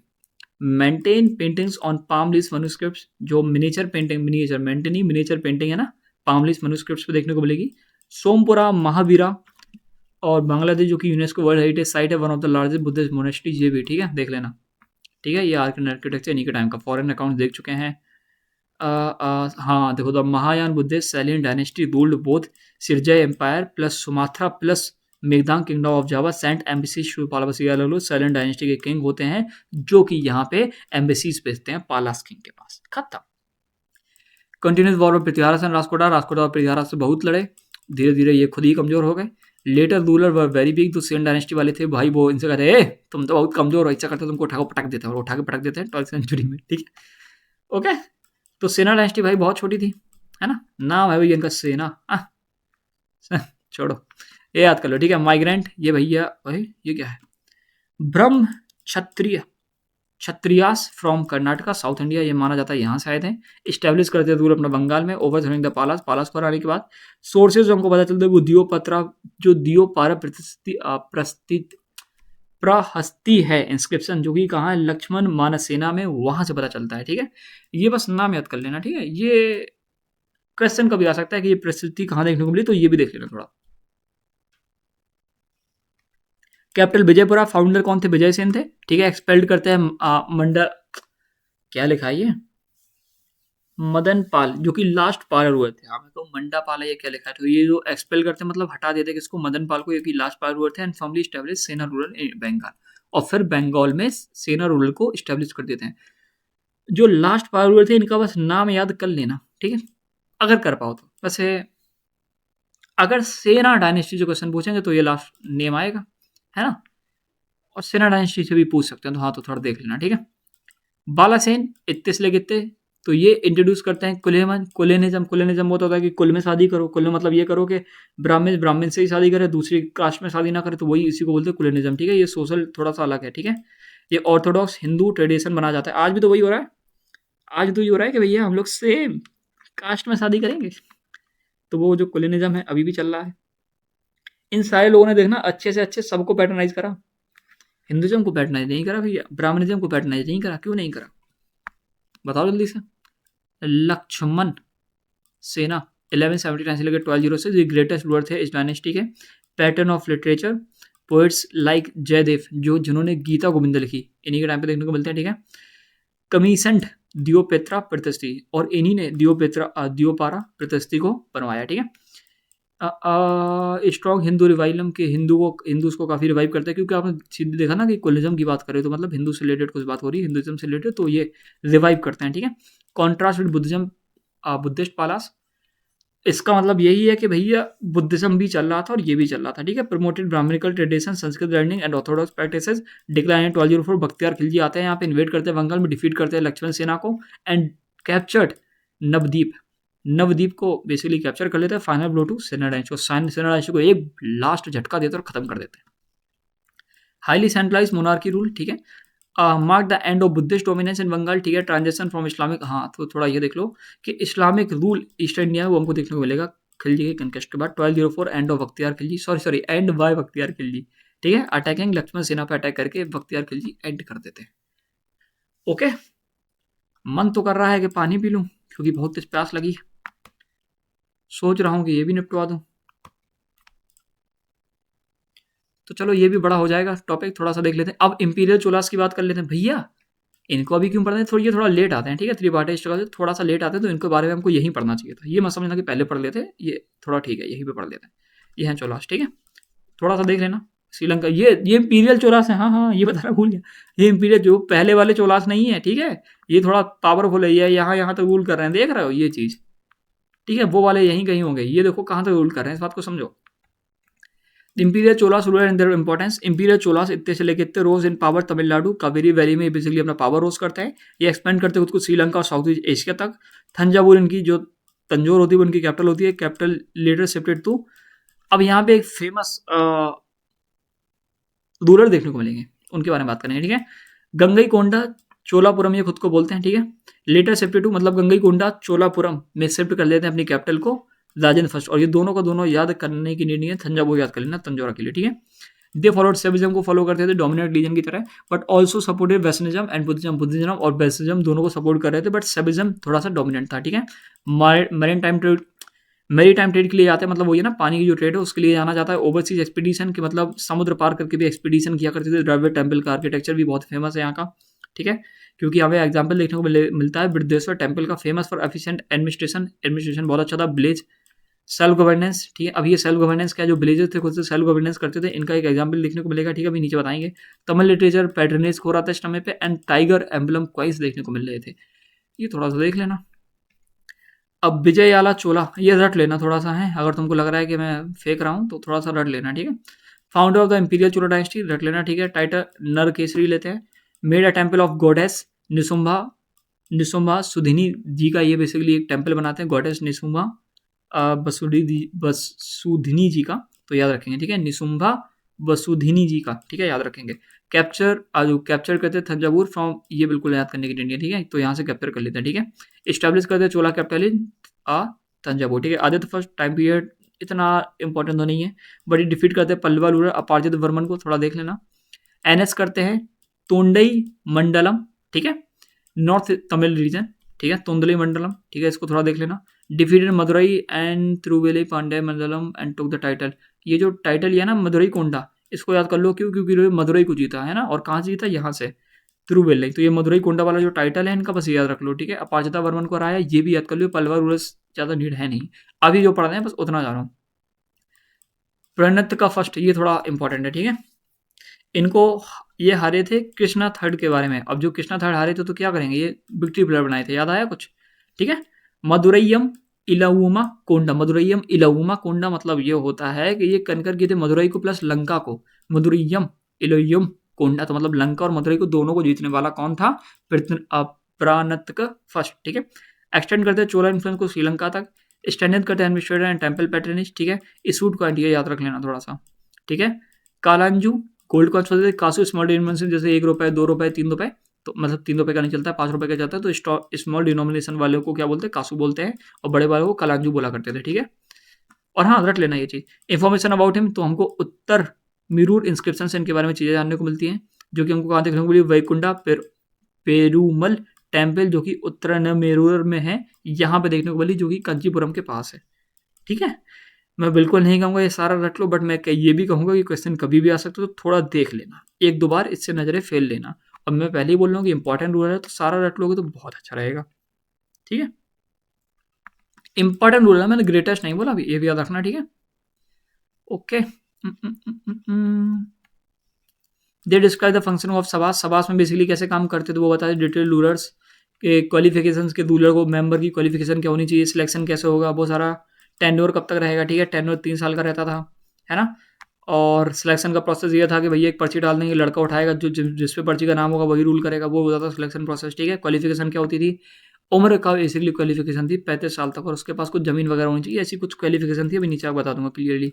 दिस सोसा हाईली ऑर्गेनाइज सेल्फ गवर्नेंस, ठीक है, यहाँ पे सबसे पता चलता है कि हाईली ऑर्गेनाइज सेल्फ गवर्नेंस थी। राजा राजा फर्स्ट ग्रेटेस्ट अर्ली चोला रूलर, ये भैया चोला रूलर था ग्रेटेस्ट में, पर अर्ली मतलब इनके बाद भी कोई आएगा जो और ग्रेटेस्ट होगा। चलो देख लेते हैं। एक्सपेंड करते हैं एम्पायर को श्रीलंका, मालदीव और कर्नाटक और केला तक, थोड़ा सा याद रखेंगे, ठीक है, इनके बारे में थोड़ा सा याद रखेंगे। बिल्ड करते हैं विदेश्वर टेम्पल थंजावुर, जो कि यूनेस्को साइट है। रट लो किसने बनवाया? इन्होंने बनवाया, राजा राजा फर्स्ट ने। रट लो इंपॉर्टेंट। इंट्रोड्यूस करते हैं लैंड रेवेन्यू सिस्टम को, ठीक है। परमिट करते हैं सैलन किंग को, सैलन किंग को बोलते हैं जो कि श्री विजय डायनेस्टी के थे, कि जाओ बुद्धिस्ट टेम्पल बना लो। मोनेस्ट्री कहाँ पे, कहाँ बनानी है आपको? भैया नागापट्टिनम में बना ली, भैया नागापट्टिनम में जाकर बना लो। और इसी को हम लोग क्या बोलते हैं? चूड़ामणि बिहारा भी बोलते हैं, ठीक है। Organise efficient revenue military and naval system, ठीक है। The most important temples build by Raja Raja first के द्वारा, 3 इंपॉर्टेंट टेम्पल बनाए गए, मतलब 4 हैं, मतलब मोस्ट इंपॉर्टेंट टेम्पल, ठीक है, देख लो। वो 3 टेम्पल कोई और है, मैं जिनकी बात कर रहा हूँ मैं नीचे बता दूंगा। बृहदेश्वर टेम्पल थंजावुर में, टेम्पल एट नरथकमली, ठीक है। शिव टेम्पल एट कुंभोकम, ठीक है। नगपत्तिनम बुद्धिस्ट बिहारा विथ श्री, अच्छा ये अलग है, ठीक है, इनके सपोर्ट से बिहारा बनाएगी। तो टेम्पल ये 3 है, लेकिन वो जिन 3 की बात कर रहा हूँ वो अलग है, ठीक है, ठीक है। Sort his patronage to multiple region and overseas connection, तो वही बात है कि ये भैया दिखा रहे हैं कि भैया इनका पैटर्नेज बहुत अच्छा खासा सपोर्ट करते थे, बहुत दूर दूर समुद्र के आर पार भी सपोर्ट किया करते थे। राजन फर्स्ट, ठीक है। तो एक्सटेंड करते हैं एम्पायर को गंगा वैली तक। फाउंडेड गंगई कोंडा चोलापुरम सिटी, ये सिटी है जो कि मतलब गांव है, आज के हिसाब से गांव है, उस टाइम पे सिटी होगी, तो गांव है ये बेसिकली आज के समय में। तो इसको बेसिकली फाउंड करते हैं। Conducted naval expedition to Sri Lanka, Maldives, Andaman and यहाँ मलाया, सुमात्रा, ये हर जगह तक क्या करते हैं? बेसिकली नेवल एक्सपीडिशन ले जाते हैं, कनकर्ड करते हैं आंध्र, उड़ीसा और बंगाल को। बिल्ड करते हैं गंगई कोंडा चोलापुरम टेम्पल, बहुत इंपॉर्टेंट है, रट लो रट लो। देखो मैं बता दे रहा हूँ, ये सारे रट लेना। इनके बारे में, ये जो चोला डायनेस्टी, इनके बारे में थोड़ी सी देख लेना, इनके बारे में कुछ मत देखना, ठीक है। बस ये याद कर लो कि ये कंटिन्यू करते हैं एक्सपेंसिव श्रीलंका पे, है ना। First Indian ruler to send overseas इसमें, और ये फर्स्ट इंडियन रूलर जो कि ओवरसीज एक्सपीडिशन भेजते हैं, ठीक है। रट लेना भाई, लोग ऐसे नहीं रटोगे, बंदूक मारनी पड़ेगी, ठीक है। अब रट लेना। राजा धीराज देख लेना, राजन सेकंड देख लेना, वेस्टर्न चोलाक्यास को हरा लेते हैं, ठीक है। कुलो टुंगा फर्स्ट यूनिफाई करते हैं चोला और ईस्टर्न चोलाक्या स्टेटिस को, क्यों? क्योंकि ये बताते हैं पैटर्न ऑफ, ठीक है, चलो ठीक है। Pattern of trade and temple building, standard overseas commerce. Later Cholas आपको ये देखने को मिलेंगे, बस नाम देख लेना, ज़्यादा नीड है नहीं। Patronise temple like Airavatesvara temple है जो कि दरासूरम में है, उसको पैटर्नाइज करते हैं। जो ऐरावतेश्वर टेम्पल है, इसका जो नाम है ऐरावत, ऐरावत हाथी सुना है ना, इंद्र जी के पास था, है ना, इंद्र जी के पास था ना, मैं कंफ्यूज कर रहा हूँ क्या? शायद विष्णु जी के पास था, है ना? ऐरावत हाथी, हाँ शायद विष्णु जी के पास था। मुझे क्लियर, सॉरी यार, मैं इतने अच्छे से याद था, मैं भूल कैसे गया, है ना? तो gradual decline of Hoysalas Pandyas and Delhi सुल्तान, और बाद में कमेंट करके बता देना किसके पास था। इंद्र जी के पास वैसे नहीं था, विष्णु जी के पास था। बस मैं अचानक से भूल गया इस वजह से। हाँ, विष्णु जी के पास था, ठीक है।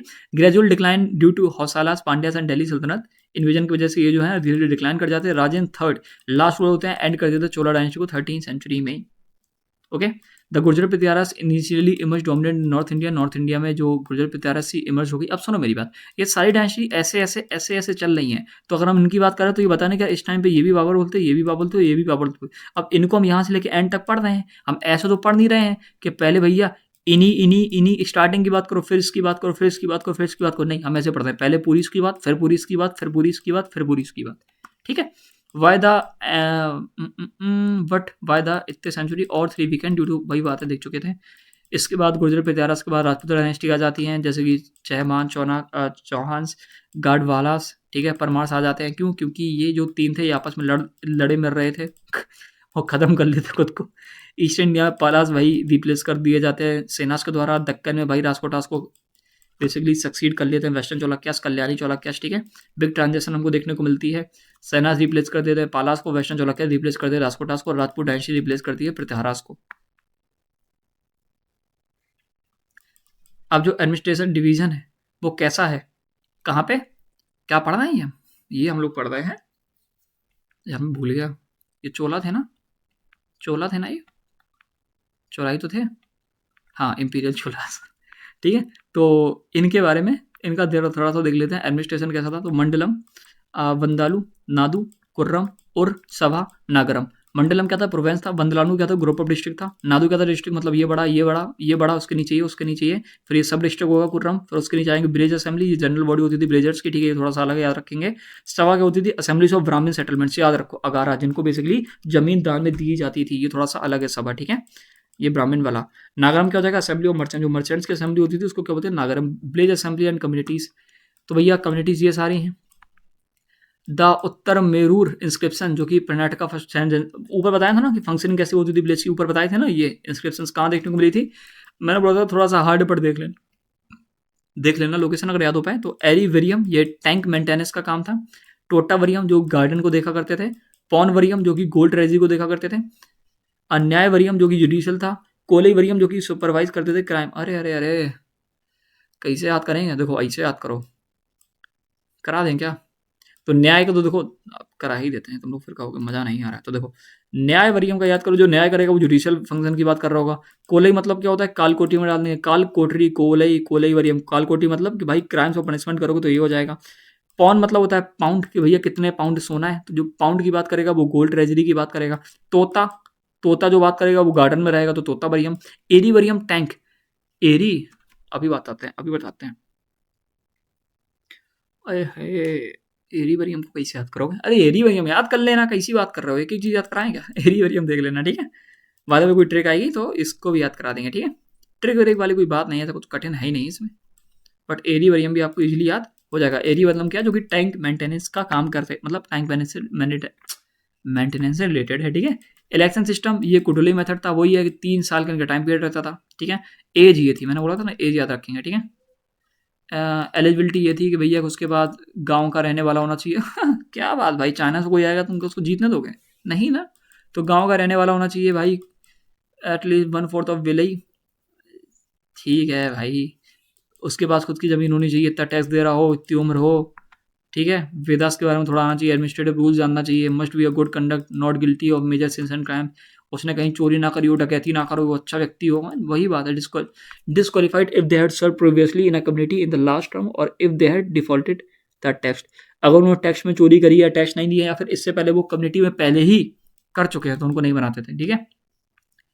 तो अगारगरा brahmadeya villages were settlements gifted to Brahmins. ये जो सेटलमेंट्स हुए थे ये वो सेटलमेंट्स होते थे जो कि ब्राह्मण्स को दे दिए जाते थे। They enjoy tax exemption and had their own सभा। अब ये जो ब्राह्मण्स हैं इनको टैक्स नहीं देना पड़ता था, और ये खुद की सभा होती थी और बस असेंबली होती थी, ठीक है। ऊपर पड़े हुए थे भैया, कहाँ पढ़े थे? अरे यार तुम लोग क्या यार कैसी बात करते हो। ये देखो, असेंबलीज ऑफ ब्राह्मण सेटलमेंट अगारास, ठीक है, ओके। अब लैंड टाइप देवदान, ब्रह्मदान, ठीक है। विलई विलनी वग्गई, साल भोग, पली चंदामम। भैया ये कैसे याद करें? तो ये टैक्स है भैया। देवदान है तो भैया देव जी को दोगे, देव कहाँ होते हैं? टेम्पल्स में होते हैं, याद हो जाएगा। ब्रह्मदेव मतलब ब्राह्मण्स को दोगे, याद हो जाएगा। वेले नहीं वेग गई, वेला मतलब भैया हम इतने वेले नहीं है कि ब्राह्मण्स को टैक्स दें, मतलब टैक्स दें, तो ऐसे याद कर लो भैया हम बेले नहीं है, अपना काम खुद कर लेंगे। हम खुद से अपने क्या बोलते हैं मंत्र वगैरह पढ़ लेंगे, तो हम बेले नहीं है। मंत्र वगैरह खुद पढ़ लोगे तो भैया हम नॉन ब्राह्मण्स को देंगे, ठीक है। साल भोग तो बहुत सिंपल है। साल भोग मतलब होता है पाठशाला, गुरुशाला। तो साला जब आ जाएगा तो याद कर लो पढ़ाई से रिलेटेड, मतलब स्कूल और एजुकेशनल इंस्टीट्यूशन को, ठीक है। और पली चंदम, पली चाचंदा, पली चंदनम, ये बुद्धिस्ट मोनेस्ट्री को दिया करते थे, ठीक है, ठीक है। अरे कैसे याद करो, ऐसे याद करो। पाली लैंग्वेज कहाँ देखने को मिलती थी? पाली लैंग्वेज देखने को मिलती थी बुद्धिस्ट में, ठीक है। ऐसे याद मतलब याद कर लो यार, ठीक है, ठीक है। अच्छा लगा, अच्छा लगा, मजा आ रहा है? रुको और मजा आएगा भैया। हाँ आप ये नोट से मिटा क्यों दे दो? अच्छे नहीं लगते नोट्स यार। चलो ठीक है। टैक्स अंडर चोलास भाई, कदमई लैंड टैक्स हुआ करता था, एरई ट्रिब्यूट टैक्स हुआ करता था, वारी एडिशनल लेवी हुआ करती थी। अब ये मैं रटवाने वाला नहीं हूँ, ये रट के आना, ठीक है, ये रट के आना। और जब रिवीजन करेंगे तब तुम लोग को थोड़ा थोड़ा गंदा बुरा बोलेंगे, अगर ये रट के नहीं आओगे तो। हाँ तब ट्रिक बता सकते हैं, अभी नहीं। सुंगम कस्टम ड्यूटी हुआ करती थी, वेत्ती फोर्स लेबर की। भैया देखो काम चल रहा है यहाँ पे, सबके घर से दो दो लड़के आ जाने चाहिए, और नहीं आएंगे तो समझ गए। तो वेत्ती होता था फोर्स लेबर, कुदुमई होती थी लेबर टैक्स सर्विस ऑब्लिगेशन, वारी होता था एडिशनल लेवी, तो थोड़ा सा एडिशनल। एरई ट्रिब्यूट टैक्स, कदमई लैंड टैक्स। बस तुम नाम याद रख लो। नहीं नहीं नहीं, ये भी याद कर लो, ठीक है, ये भी याद कर लो, मतलब इन्हीं से तो क्वेश्चन आएंगे, क्वेश्चन तो इन्हीं से आएंगे। और टोल टैक्स लेते थे ट्रेड रूट्स और पोर्ट्स पे। तो ग्रेट लिविंग चोला टेम्पल, ये हैं 3 टेम्पल, ठीक है, इनकी मैं बात कर रहा था। तो एक बृहदेश्वर टेम्पल तंजावुर का, राजा राजा वन बनवाते हैं इनको 1010 में, ठीक है। भैया ये तो हमको याद हो जाएगा कैसे? भैया यहाँ पे राजा है, फिर से राजा है, यहाँ पे 10 तो यहाँ पे भी 10। अरे वाह यार तुम तो बहुत होशियार हो गए हो, तो याद कर लो। पर भैया हमको ये भी याद रहेगा कि 1010 कैसे? भैया जीरो के बाद 1 आता है, फिर जीरो के बाद 1 आता है। हाँ तो कैसे याद करो, कर लो यार, हमको क्या दिक्कत है। तो बृहदेश्वर टेम्पल तंजावुर में, ठीक है। तो भैया इनको राजेश्वरा भी बोलते हैं, क्योंकि इनको इन्हीं ने बनवाया था, राजा राजा वन ने। Build by Raja Raja one two showcase imperial power, भैया देखो ताकत तुम्हारे पास है। विमान टावर इनका 26 फीट हाई है, 216 फीट हाइट है, ठीक है। The tallest of its time, इस टाइम पे काफी टॉलेस्ट है। ये देख रहे हो भाई साहब, ये देख रहे हो। फायदा भी हम लोग टेम्पल आर्किटेक्चर के बारे में पढ़े थे। इस बाउंड्री को क्या बोलेंगे, इस लाइन को क्या बोलेंगे, जल्दी से बताओ। और इसको क्या बोलेंगे, ये जो गेट होता था, इसके चारों तरफ ये होता था, ये क्या है ऊपर? इसमें क्या कोई कलर देखने को मिलेगा या नहीं देखने को मिलेगा, ये बताओ। कि द्रविड़ है या नागारा है, या फिर ये मिक्स है? सारी चीजें बताओ जितना पता है आप लोग को। कोई कमेंट नहीं करने वाला, ये बात मैं भी जानता हूँ, ठीक है। और हाँ, जब मैं पूछूंगा तब सारे लोग बताएंगे, जब रिवीजन करता हूँ ना लाइव, तब सारे लोग आंसर देते हैं। ये एंटायरली ग्रेनाइट का बना है, even though no granite quarry near by. भैया ये पूरा का पूरा ग्रेनाइट से बना है, लेकिन आसपास कोई ग्रेनाइट की क्वेरी है ही नहीं। क्या कह रहे हो तो, मतलब दूर से लाए होंगे, ठीक है। Inscription record administration donations and temple staff, ठीक है। यूनेस्को 1987 में, मतलब 1987 में इसको यूनेस्को के अंदर शामिल कर लिया गया, ठीक है। इंस्क्रिप्शन रिकॉर्ड एडमिनिस्ट्रेशन, और यहाँ की जो इंस्क्रिप्शन है वो एडमिनिस्ट्रेशन, डोनेशंस और टेम्पल के स्टाफ के बारे में बताती हैं। Temple serve as economic plus culture hub, dance music और एजुकेशन का कल्चर आपकी तरह भी काम करता है, किया है। Gangaikonda Cholapuram, Gangaikonda Cholapuram temple, भाई मैंने क्या पढ़ा है यार, भाई मैंने क्या पढ़ा है यार, इसकी तो तारीफ होनी चाहिए। गंगई कोंडा चोलापुरम टेम्पल, जो कि राजन फर्स्ट 1035 में बना था। और ये रट लेना भैया, ये लाइन तो रट ही लेना, ये टाइम पीरियड और ये किसने बनवाया। तो राजन फर्स्ट जी इनको बनवाते हैं इन नॉर्थ। जब वो नॉर्थ करके जी जाते हैं, बंगाल तो जीता का दायरा, बहुत खुशी हो रही है, ऐसा करते हैं एक टेम्पल बनवा देते हैं, ठीक है। The name mean city of the Cholas who brought the Gangas. इस जो नेम का मतलब होता था वो ये मतलब होता था कि भैया ये उन चोलास की सिटी है जिन्होंने गंगास को हराया, ठीक है, हु ब्रॉट द गंगास, ठीक है। The temple houses a massive shivalingam, तो यहाँ पे टेम्पल में हमको बहुत बड़े शिव जी के लिंगम का बेसिकली स्ट्रक्चर देखने को मिलेगा, ठीक है। ऐसा होता है ना, ऐसे 3 शिव जी के वो बने रहते हैं, क्या बोलते हैं, जैसे जिसको हम माथे पे लगाते हैं ना, वो। Architecture similar to Vriddheshwar but more refined and ornate, तो आर्किटेक्चर सेम है वृद्धेश्वर की तरह, बट यहाँ पे ज़्यादा रिफाइन है, ठीक है, और ऑर्डिनेट। और बाय द वे द्रविड़ में हम लोग पढ़े हुए थे, है ना, कि एक जगह होती है जहाँ पे बेसिकली सवार, जो भी मतलब किसी भी गॉड का सवारी है, उनको बनाया जाता है टेम्पल के बाहर। तो इस चीज को क्या बोलते थे, बताओ जल्दी से। पढ़े हैं ये मत समझना पढ़े नहीं है, हाँ पढ़े हैं, पहले ही बता दे रहे हैं। और यूनेस्को में 2004 में शामिल हो जाता है। Symbol of Chola imperial expansion and naval stand, ठीक है। ओके, अब हम लोग जो बात कर रहे हैं ऐरावतेश्वर टेम्पल की बात कर रहे हैं, जो कि दरसुरम में है। कुलोतुंगा सेकंड इनको बनाते हैं 12th सेंचुरी सी में। ये ऐरावतेश्वर मतलब ये ऐरावत हाथी से रिलेटेड है, ठीक है। क्या रिफाइन है भाई साहब, मतलब देख रहे हो। तो इनको राजा राजा सेकंड बनवाते हैं। Little Chola ruler known for educate sculptures and miniature carvings, okay. Dedicated to lord Shiva named after Airavat. Airavat जो इंद्र जी का हाथी था, बताओ यार, इतनी देर से गलत बोल रहे थे। इंद्र जी का हाथी था ऐरावत, तो उनका, हाँ हाँ इंद्र जी का ही था। भाई मैं कितना गलत हो सकता हूँ, ठीक है। तो ये डेडिकेटेड है लॉर्ड शिवाजी से। Named after Airavat. ऐरावत के बाद मतलब ऐरावत से रिलेटेड इनका नाम पड़ा है। The temple had musical stairs produce notes when tapped, कि जब भी आप इन पे चढ़ते हो तो यहाँ पे बेसिकली आवाज आती है, ओके। यूनेस्को में 2004 में शामिल कर लिया गया। Represent Mathura, sorry mature Chola art and architecture. तो मैच्योर चोला आर्ट और आर्किटेक्चर मतलब अच्छी खासी, जब चोला आर्ट और आर्किटेक्चर पिक्चर थी उस टाइप की डिटेलिंग यहाँ पे देखने को मिली। अब दक्षिण मूर्ति के बारे में बात कर लेते हैं। तो दक्षिण मूर्ति ये है, पेंटिंग अच्छे देख लीजिए। शिव जी के इसमें 4 हाथ दिखाए गए हैं और चारों हाथों की जो पोजिशनिंग है वो थोड़ी सी याद करनी है। ये कौन है, ये एक डीमन है, पता है। ये 4 लोग बेसिकली सेजेस हैं। और इनके बारे में ये भी याद रखिए कि अच्छा, दक्षिण मूर्ति मतलब ये समझो कि जो शिव जी हैं वो दक्षिण की तरफ देख रहे हैं। और दक्षिण की तरफ देखना मतलब ये होता है कि दक्षिण को तरफ जो देखेगा वो अपनी मौत को बुलावा दे रहा है। बट शिव जी भी लाइक कि हम नहीं डरते हैं, और वो शिव जी हैं, क्यों ही डरेंगे। तो इस बात को समझो। तो शिव जी सीधे बैठे हुए बिना किसी डर के, चेहरे पे मुस्कान देखो आप, ये चीज है ना। तो इसी वजह से इसको हम दक्षिण मूर्ति बोलते हैं, ठीक है। फॉर्म ऑफ शिवा, दक्षिण मूर्ति जब Shiva suspect of supreme teacher आदि गुरु। इनको आदि गुरु के फॉर्म में शिवा जी को दिखाया हुआ है, क्योंकि देखो ये सारे लोग यहाँ पे टीचिंग्स ले रहे हैं और ये सारे सारे छोटे दिखाए गए हैं। दक्षिण मतलब होता है साउथ, मूर्ति मतलब होता है form the south facing form of Shiva, की शिव जी जिस मूर्ति में साउथ की तरफ देख रहे हैं उसी को हम लोग दक्षिण मूर्ति बोलते हैं। इन्वॉइटमेंट ऑफ जना मतलब यहाँ पे ज्ञान या फिर जान या फिर नॉलेज की बात हो रही है, विजडम और अवेयरनेस की बात हो रही है। मास्टर ऑफ वेदास एंड शास्त्र, यहाँ पे बेसिकली वेदास और शास्त्र के ज्ञान की बात हो रही है कि उनको सारी चीजों का ज्ञान है, ठीक है। Represent silence at the highest teaching, और यहाँ पे देखिए कि शांति की प्रतीक की बात हो रही है कि जो शांति है वही आपको सारी चीजें देगी, है ना, वही सबसे हाईएस्ट टीचिंग होती है। His disciples learn through his presence rather than words, कि इनके जो डिसाइपल्स हैं, जो इनके चेले हैं, वो बस इस वजह से जान रहे हैं क्योंकि शिव जी सामने बैठे हुए हैं। अब शिव जी कुछ बोल नहीं रहे हैं, बट जो उनकी शांति है वही इनको बहुत सारा ज्ञान दे रही है। कैसे शांत रहना है वो चीज, है ना। Shiva seated under Shiv ji seated under banyan tree facing south. जो शिव जी हैं वो एक बनियान ट्री के नीचे बैठे हुए हैं जो कि साउथ की तरफ दिख रहे हैं, सराउंडेड बाय सेजेस। सनात कुमारास, संत कुमारास, जो सनात कुमारास होते हैं उनके वो चारों तरफ उनसे घिरे हुए, मतलब इनकी तरफ सेजेस, मतलब समझ रहे हो ना। ये लोग बैठे हुए इनको बोलते हैं सेजेस। ये आपास मारा है, ये राक्षस होता है, ठीक है। इसको आलस बहुत आता है ना। ये जिसके हत्ते बढ़ गए उसको बहुत आलस आएगा, ठीक है। कहाँ गए, हाँ ठीक है। तो राइट हैंड इन जनान मुद्रा मतलब गेस्चर ऑफ नॉलेज, जो राइट हैंड है शिव जी का वो जनान मुद्रा की बात कर रहा है, मुद्रा की, जिसमें बेसिकली गेस्चर ऑफ नॉलेज की बात हो रही है, कि मतलब गेस्चर मतलब होता है इशारा, ज्ञान के इशारे की बात हो रही है, ठीक है। ये टोटल 4 हाथ है, ये वाला हाथ, ठीक है। एक ये हाथ है, एक ये हाथ है। अब ये अपर लोअर हम लोग याद कर सकते हैं। अब ये ऐसे तो याद नहीं कर सकते कि भैया ये एकदम राइट है और ये लेफ्ट, नहीं, ये सेकंड लेफ्ट नहीं कह सकते। ये याद कर लो कि ये अपर, ये लोअर, ये लोअर, ये अपर, ऐसे याद कर सकते हैं कि राइट अपर लेफ्ट लोअर, ठीक है। ऑफन सोड with one leg folded with the another resting on the demons, ठीक है। तो ये काफी बार जो मूर्तियां दिखाई जाती है कि यहाँ पे ये जो है ना, इनका वन लेग जो शिव जी फोल्ड करे और दूसरा लेग जो उनका रेस्ट कर रहा है वो डीमन के ऊपर रेस्ट कर रहा है, मतलब जो राक्षस वहां पे बैठा हुआ है उसके ऊपर शिव जी अपना पैर रखे हुए हैं, साफ साफ दिखा रहे हैं कि उसको इग्नोर कर रहे हैं और बेसिकली उसको मतलब हरा दिया है उस चीज को, है ना। और जब हम लोग नटराज जी की मूर्ति मतलब जो अभी हाल पड़ेगी उसमें भी हमको अपासमारा देखने को मिलेगा, ठीक है।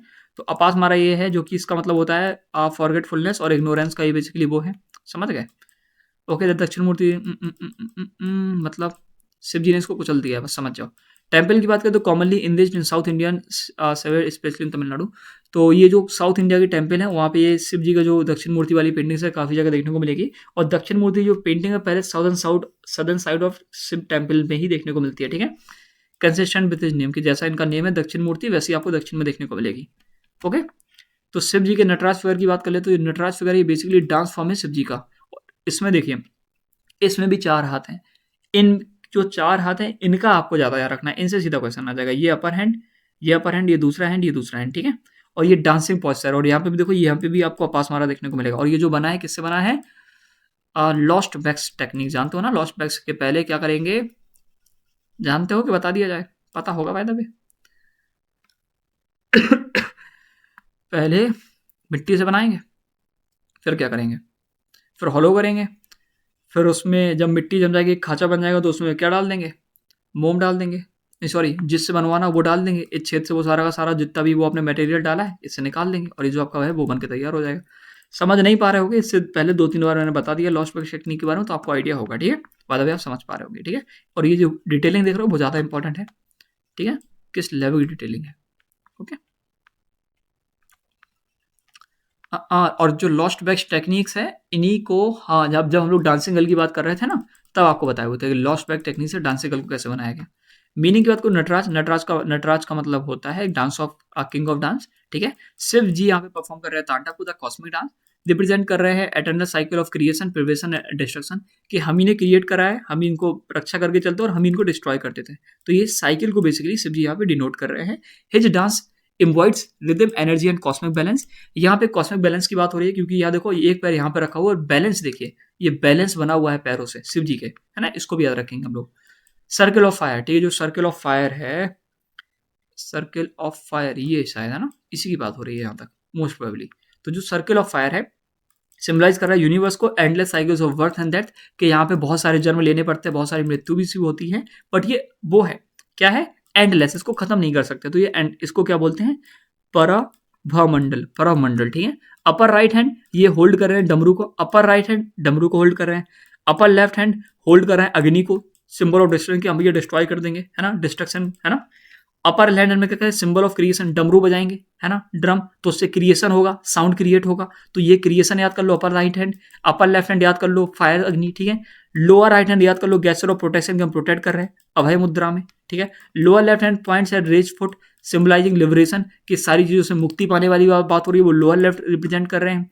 रेज लेफ्ट फुट रिप्रेजेंट कर रहे हैं salvation and release from worldly life, कि सारी चीजों को त्याग दो और जो दुनिया के जितने भी बंधन है उनसे अलग हो जाओ।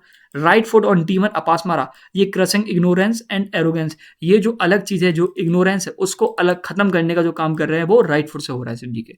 तो ये राइट फुट है ना, हाँ ये राइट फुट है, ये लेफ्ट फुट है, ठीक है, ओके। तो ये कहाँ देखने को मिली ये मूर्ति, ये हमको देखो, सॉरी मूर्ति नहीं, ये नटराज जी का जो स्टैचू वो कहाँ देखने को मिला, वो हमको देखने को मिला चिदम्बरम टेम्पल, तमिलनाडु में, the most famous shrine of Nataraja, ठीक है। South Indian Shaiva temple, sculptures of Nataraja आज कॉमन, यहाँ पे जो नटराज जी के स्कल्पचर्स है वो काफी कॉमन है। ग्लोबल प्रेजेंस की बात करूँ, Nataraja statue are displayed world wide, even in CERN Switzerland में भी यहाँ पे दिखाया जाता है, symbolising cosmic energy and science, okay.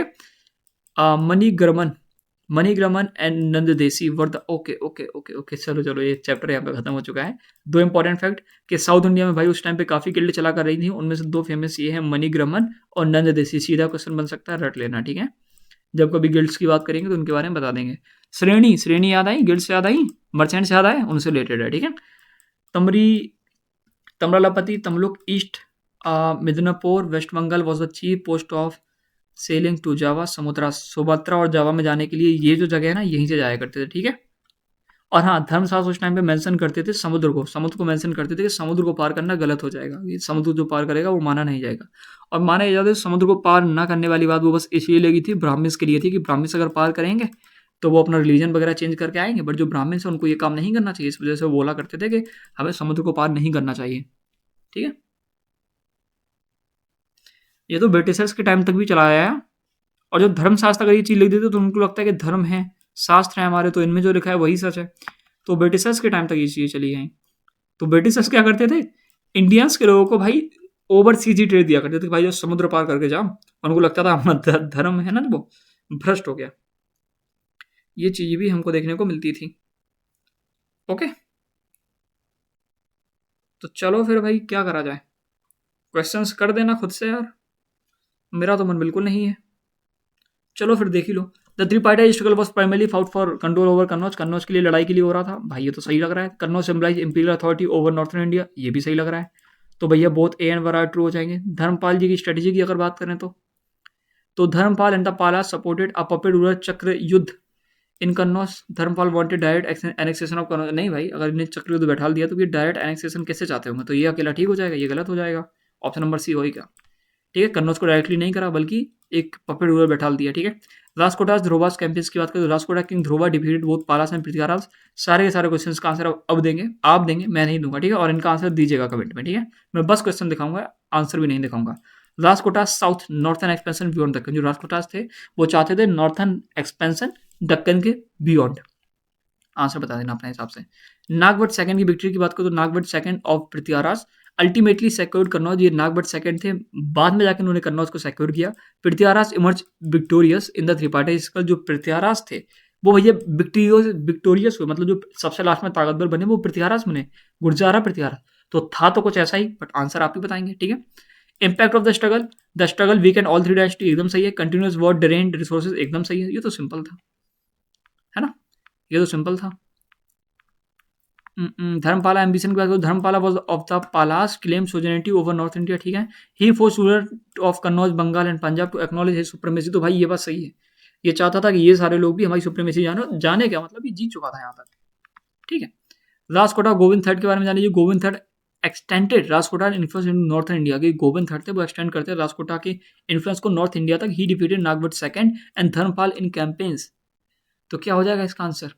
Nagabhata second की डिफीट के बारे में सेम चीज़ है। इंपॉर्टेंस ऑफ कन्नौज देख लो, Kannauj was the conquest because of fertile land. ठीक है, the location of Ganga trade routes made it strategically vital. चलो ठीक है, डिक्लाइन ऑफ राजकोटास। अब क्वेश्चन पढ़ लो। ठीक है, क्वेश्चन के स्क्रीनशॉट ले लो, आंसर कर देना। ठीक है, Rashtrakutas eventually lost interest in the tripartite struggle. Rashtrakutas ने इंटरेस्ट लॉस कर दिया। Their focus shifted back to southern campaign against Cholas and western Chalukya, क्योंकि यहाँ पे लड़ाई देखने को मिली थी। ठीक है, और अगर किसी क्वेश्चन में कोई मिस्टेक देखे तो वो भी आप कमेंट कर देना। ये मत सोचना कि भैया क्वेश्चन एकदम ठीक हो गए, हो सकता है किसी में कोई मिस्टेक हो। तो क्वेश्चन नंबर 12 के स्क्रीनशॉट ले लो, पॉज करके वीडियो का आंसर करो। 13 वाले को सेम करो, सेम 14 वाले को करो। ये क्वेश्चन, ठीक है, थ्री पार्टाइट बैलेंस वाला क्वेश्चन है ये दोनों। ठीक है, क्वेश्चन नंबर 15 देखो, और इसके बाद जो क्वेश्चन आपको देखने को मिलेंगे ये आपको देखने को मिलेंगे चोला एम्पायर से। इंपीरियल चोला, विजय एला चोला फाउंडेड द इंपीरियल। ये तो ठीक है, देखिए कैप्टन तंजोर फ्रॉम मुत्यारस एकदम ठीक है, दोनों ठीक हो जाएंगे। ठीक है, पढ़े हुए थे, ये नहीं कि अन्ना बोल रहा हूँ मैं, पढ़े हुए थे ये चीज़। हाँ, Aditya one defeated Pallava ruler Aparajita. ये तो सही सही लग रहा है देखने में। The annexed Tondai Mandalam in Chola territory.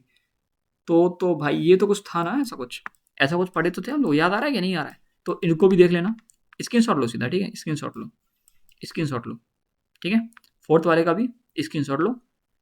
और 6 क्वेश्चन और होंगे। Rajendra first naval expedition reach south east Asia, Srivijaya empire in Sumatra. Subdues मतलब क्या होता है, कमेंट करके बताइए। ठीक है, चोला एडमिनिस्ट्रेशन, तो Chola administration was highly centralize था कि नहीं था?